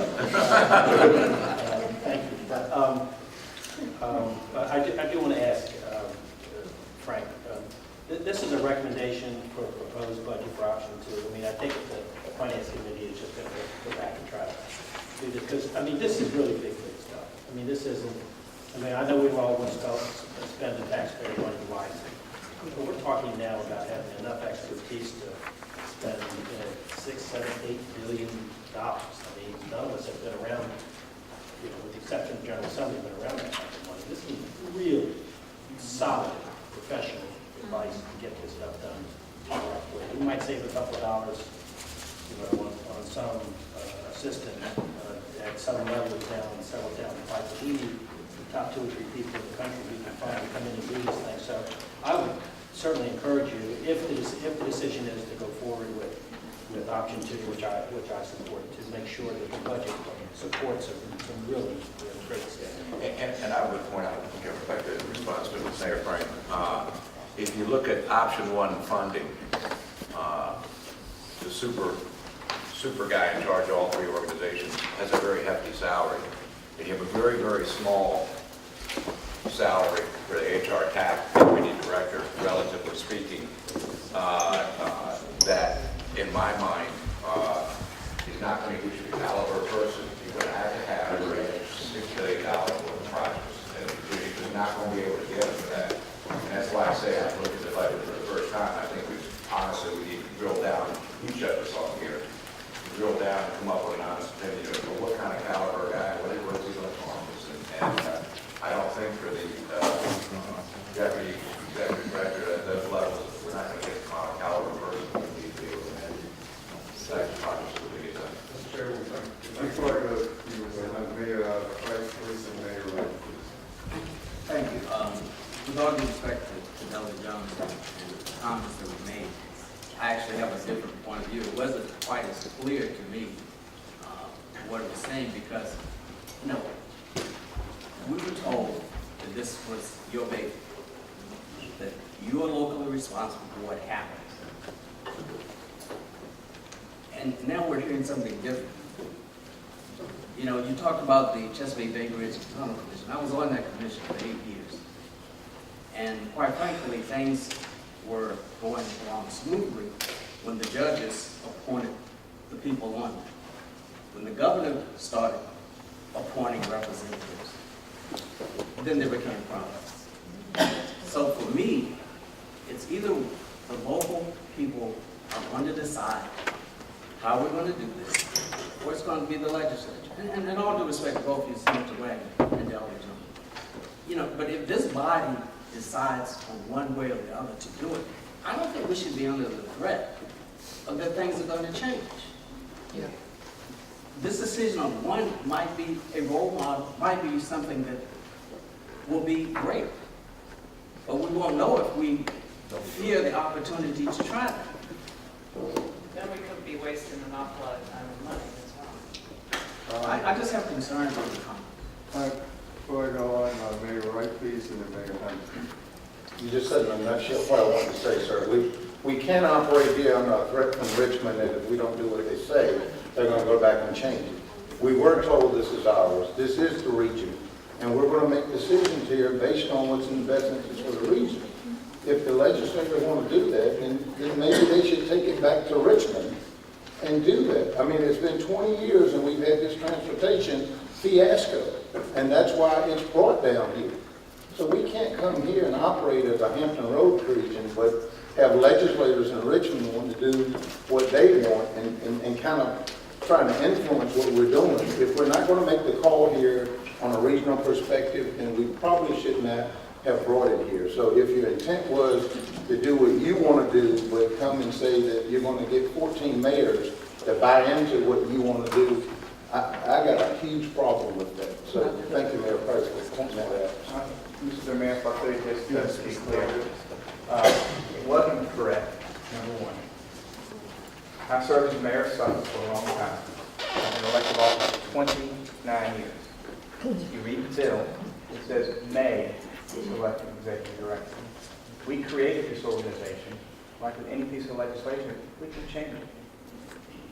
And I think you heard a very good comment or comments about, yeah, I deal with a $90-some billion budget every year. I'm not sure what the executive director of the TPO actually spent or what the HRPDC actually spent. But you need someone who's got the expertise that serves this body as a financial entity. Okay? You have no idea what it took to get the bill passed, Mayor. Just want to make that clear to you. We would not be here today if it wasn't for some of the people sitting around this table to have this debate and this dialogue. And we followed up with the HRTAC to make sure we had the accountability. I have great concern about having 3 bosses for somebody who has to have an expertise that is so special to do all that we've talked about, whether it be federal, state, local, private dollars. This is big league stuff. So you can take it as a threat. You've mistaken it. We can change any bill anytime that we want to. I thought it would be good for the conversation, given what Mayor Sessom said, to be honest with you, sir. not to play games, because that's one thing I do not do. Johnny knows that, Louise knows that, and Frank knows that. You might not agree with where I come from sometimes, but I don't sandbag anybody. I've lived here all of my life, and I'm going to die here, hopefully a long time from now. This is my home, it's our home. Mr. Chairman. And when we added legislators and the local mayors for a reason, because we felt we need to come together. We can disagree about things. Mine is not a threat, I'm just being honest. Okay, so I don't want anyone to think, but if I decided I didn't say a word, would that be fair to the group? No. Okay, and that's all I have to say. Mr. Chairman, if I could, I don't disagree with what they're saying. That person can have all of those type of characteristics as a deputy executive director. There is absolutely no reason why we still can't have the personnel and all of these other things that none of us here deal with on a daily basis taken care of. You do not want chaos with people and sharing resources, which is what we want. One minute we say it's just a financing arm because the expertise and the prioritization is with the TPO and all, and then the next minute we elevate this position because we want something else. I just think we're going down a dangerous road, and we need to be very careful with that. Thank you. I have Mayor Hunt and Mayor Johnson, Mayor Sessoms. Mayor Hunt, please. Oh, Trent, I'm sorry. I appreciate all the conversation, and we had very much the same discussion at the Finance Committee about this. And what I would say is that the one thing that all the mayors did agree to is that it seems like any of these options will work. Yet, we seem to be getting quickly divided on one side or the other. And I think the advice and understanding what the General Assembly did for us was clear. So, either one will work. And I understand as far as what we are talking about here, the mayors think, this is about doing it for the best value for their dollar. And to that, Delegate Jones, what I would say is that the language in here says that the cost of the administration will be borne by the cities, as it currently is written. So what I would suggest is that HRTAC money pay for this. We're going to have a bill that I was on the phone this morning for 45 minutes with the Secretary of Transportation. We have a bill that's going to address that and go to that point, which I think is a very valid point, and one that I know has been a concern of the local elected officials. So if that is the case, then does that change the discussion of, in other words, we're not bearing the cost. I do agree that this is a special, and I'll tell you, about a week ago, I was right where you are, Mayor Wright.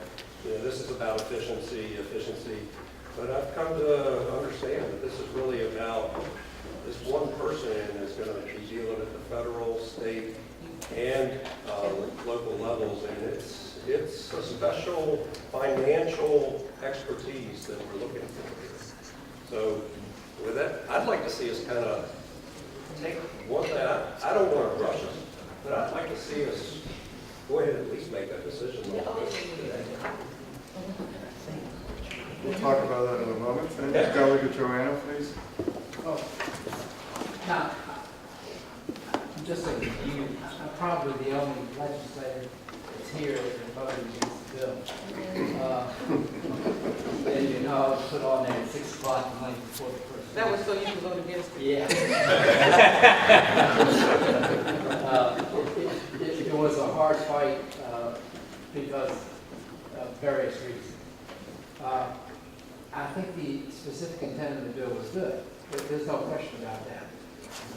There's no question that we need a viable transportation system in Hampton Road. That's not, no question on that. There were other technical points that some of us objected to, and that's why I voted against it. But I do believe it is very difficult to have 3 masters. If you have one person, if I'm an attorney and I'm doing work for somebody. It's a conflict of interest for me to try to represent somebody else on the same subject.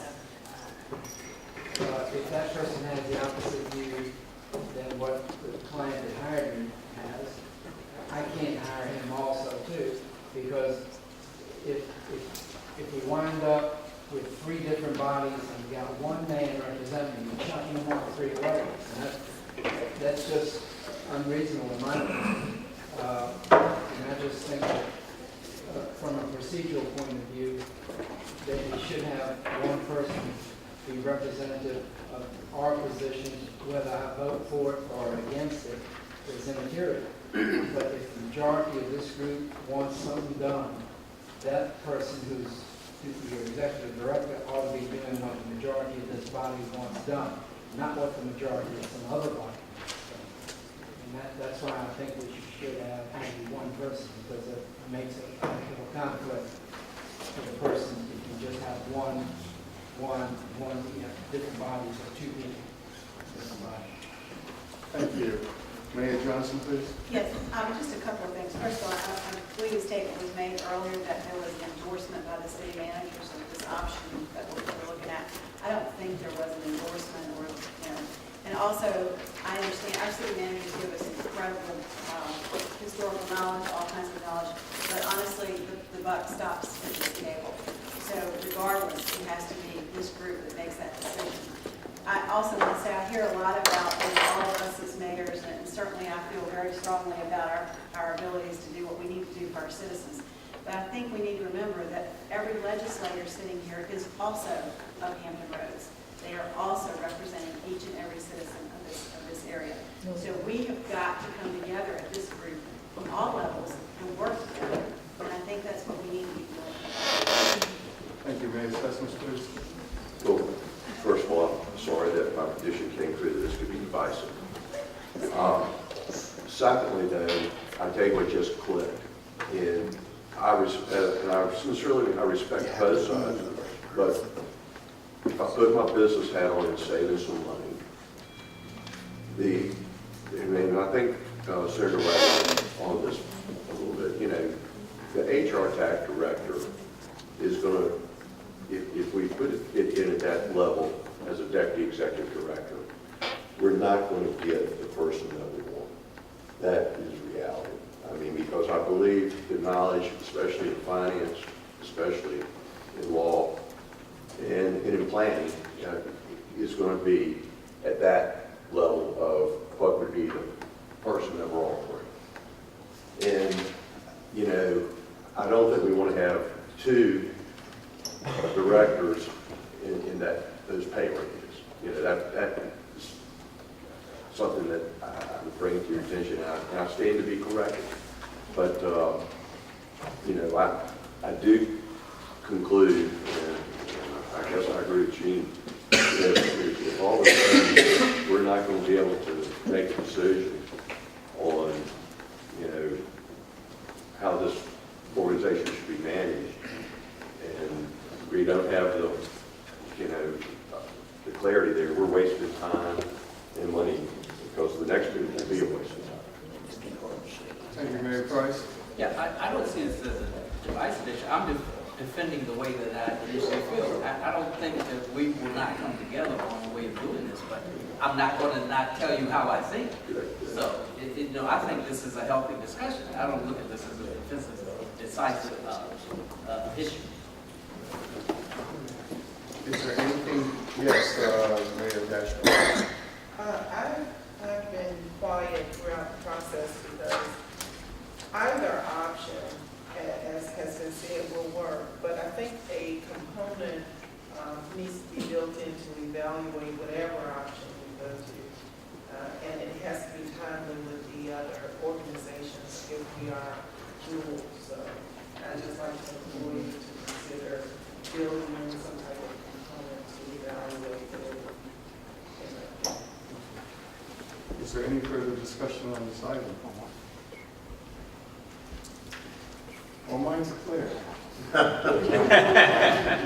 The next order of business is For your information, it's in your packets. You'll see the A, B, and C, please, for your perusal. Mr. Chairman, let me do Can I take it back for a second? And this is, the reason I asked this question is I've seen a discussion later in the package about that the General Assembly members may not be able to attend the next meeting.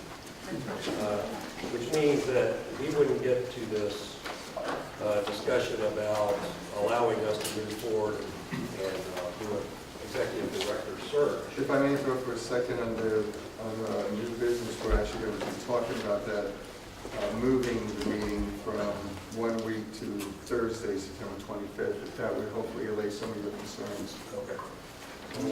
As long as that is, but otherwise I'd just be prepared to make a motion and move forward on this directorship today. I think it would move us much further. Hey, it may fail. We can vote again that time. And I know you didn't really want to do that, but from the Finance Committee standpoint, we're kind of still in limbo. We can't go make a budget unless this group makes a decision. If that motion is in order, Mr. Chairman, I second. All right, we have a motion by Mr. Hunt, and I certainly should target it is in order. The question comes down, are we prepared to do a vote on that? What was the motion, sir? The motion is to do the option is 2, which is the separate director for HRTAC. And leave HRPDC and HRTPO in the current setup.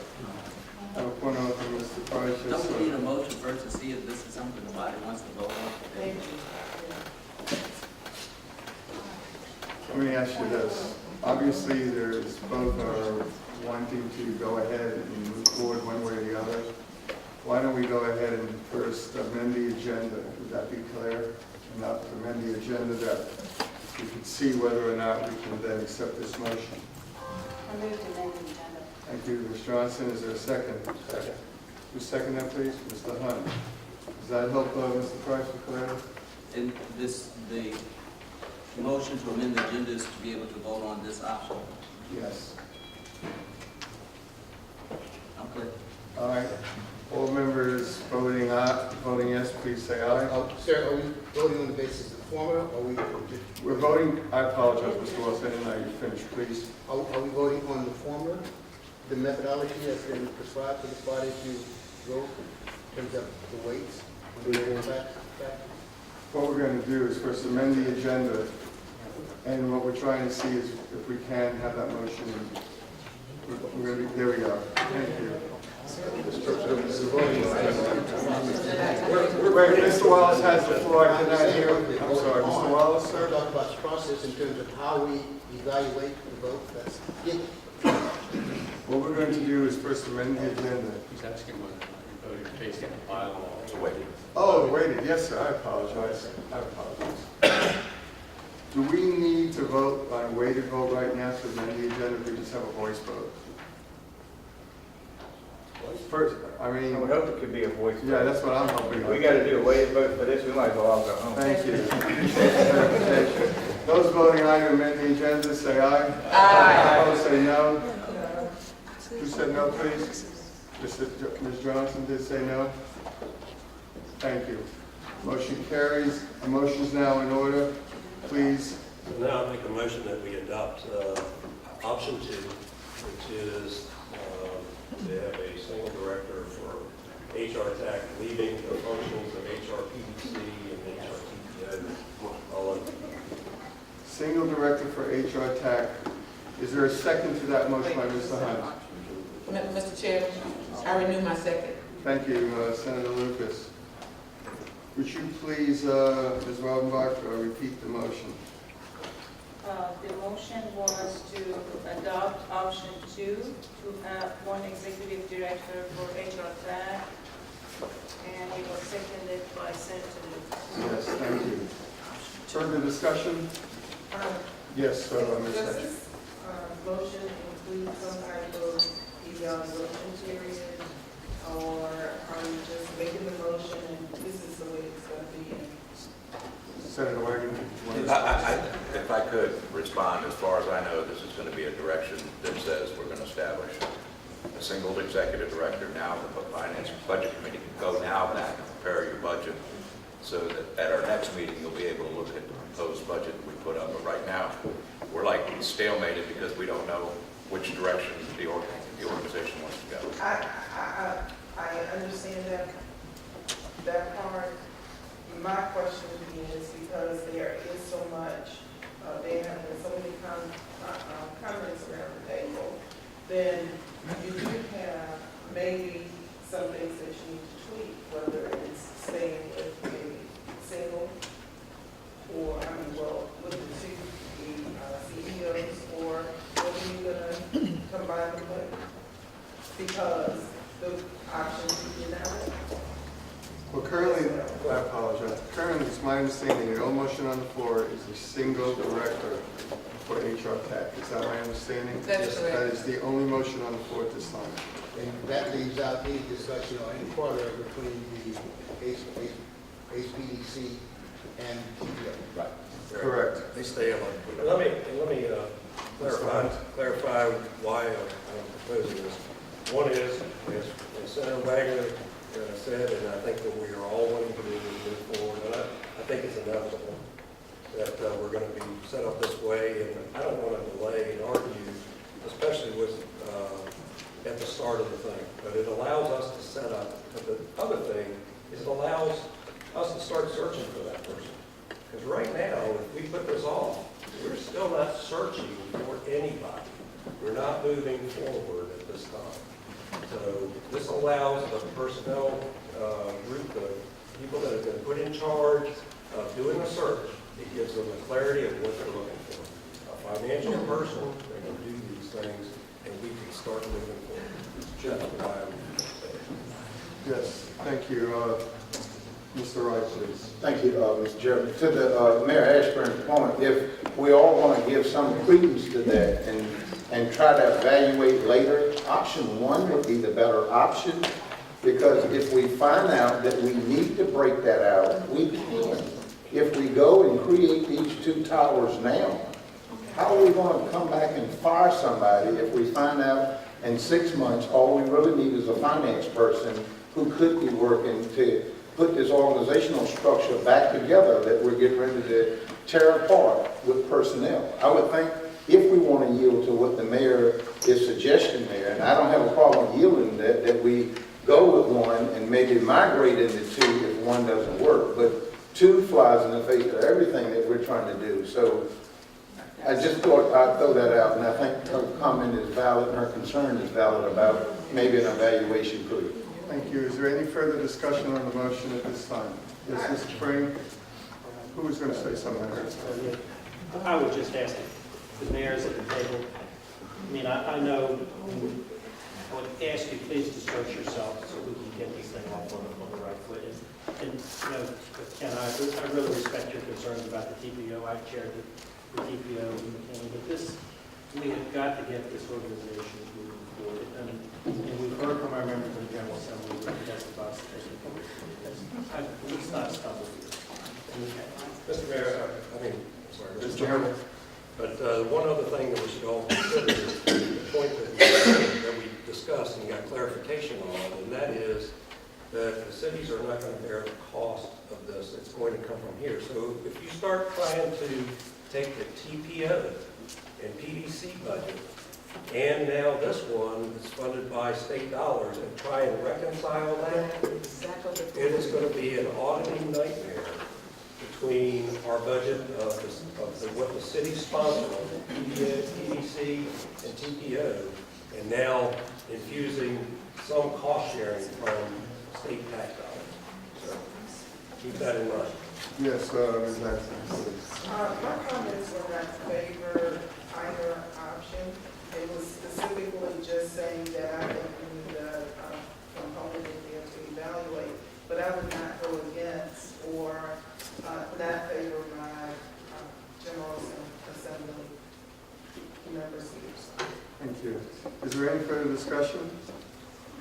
Hearing none, go ahead, please call the roll. Mr. Fresno? Yes. Ms. Ashburn? Yes. Mr. Wallace? Yeah. Mr. Bailey?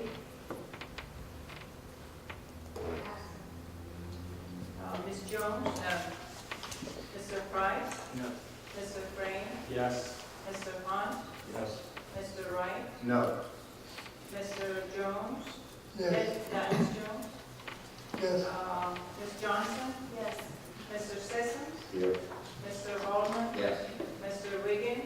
Yes. Ms. Lucas? Yes. Mr. Wagner? Yes. Mr. Joanna? Yes. Mr. Jones? Yes. And Mr. Yancey? Yes. Motion, result seems to carry. I want to thank each and every one of you. Thank you. The next order of business is about the public information meeting announcement on August 27, 2014. I want to thank Mayor Hunt for allowing this public information meeting to happen at the Colson High School Commons before the 7th. Staff will be available. My understanding, right, Ms. Rottenbach? Yes. Yes. Yes, Mr. President. I just want to make sure that this vote then carries to the committee that they will now search appropriately, that this vote automatically allows the committee to go forward. Yes, Mr. Holman? Well, of course, this allows the budget committee to go forward and put in budget. This doesn't say anything about the search process or anything else. That still has to come back to us for discussion and a decision of how we want to move forward. But this does allow the budget committee to move forward, which is an important step. You're absolutely correct. Thank you for clarification. Ms. Rodenbach, we're going to be having a public information meeting, correct, August 27th at the Colson High School? That's correct.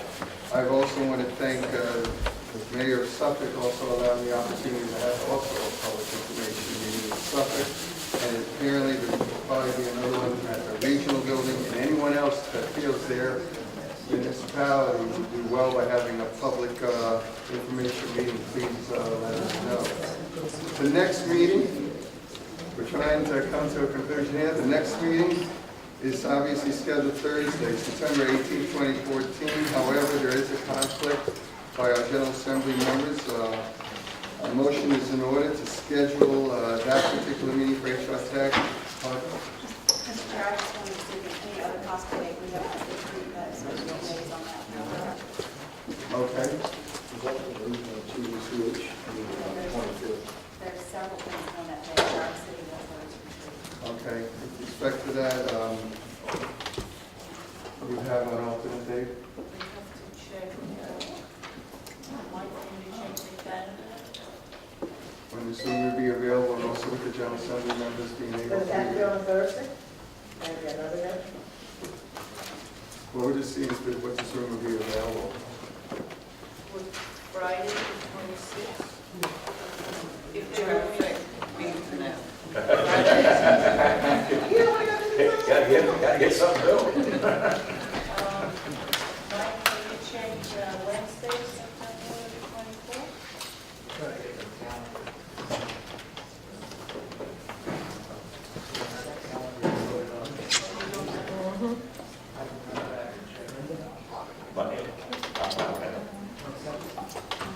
What day were you? The 24th, We're at the room. Wednesday, the 24th. Can we please have someone check the calendar, please? Thank you. I apologize for the delay.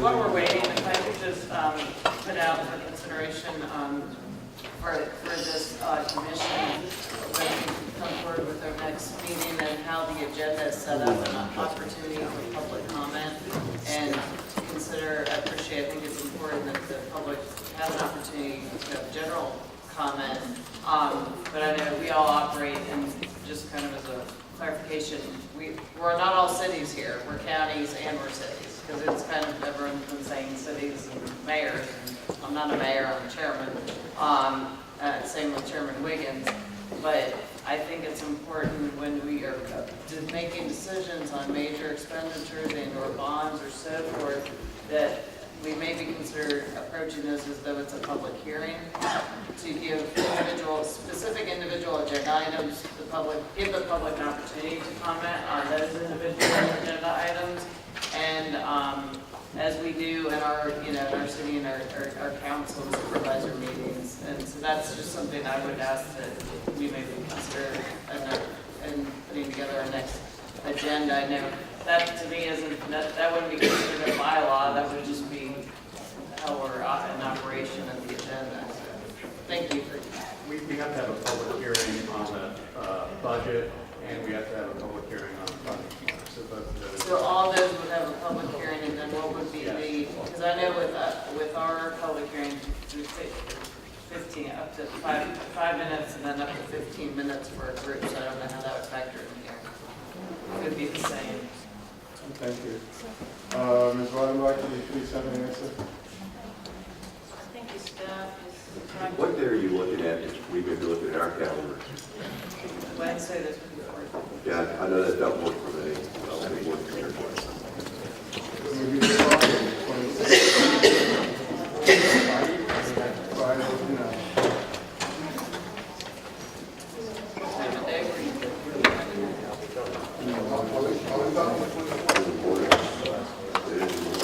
What's happening here, unfortunately, is that no, somebody's being called back to take care of business, which is important business. And we're just waiting, unfortunately, for a calendar to let us know specifically when this meeting will be open. If we do it Friday, Mr. Chairman, can we do it early in the morning? Absolutely. It is, it's just that we know this meeting was open, that's all we're waiting on. So I apologize to each and every one of you for the delay. What day is that? Monday the 29th is the only day that room is open here. In reference to the mayors around the table, it's on Monday the 29th. Obviously, not all of us have our calendars, but I certainly will make room for this. Monday the 29th? Thank you. Are we all agreeable? The 29th, 10 o'clock in the morning will allow everyone the opportunity? I will. All right, what's going to be needed then?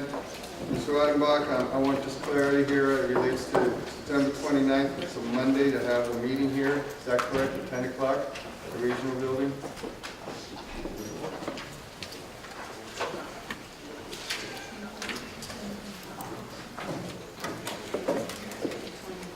Yes.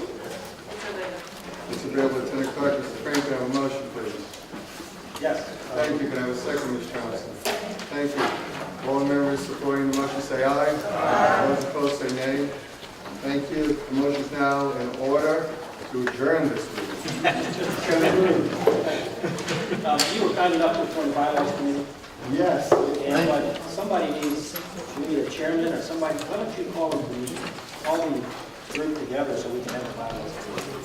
Because we don't have a chairman. You don't have a chairman right now? You want me- I suggest, once you start. When will we have that discussion? Well, they got to meet first. The people on the bylaws committee, if I recall, are Mayor Frame, Mayor Johnson, Mayor Jones, Mayor Holman, as well as Delegate Jones, correct? Yes, I named them all. And chair, that's all correct. I withdraw, I don't do it. Are we all good? There's a motion on the floor to adjourn. We have a couple of seconds. Those saying aye, say aye. Enjoy your evening. Those that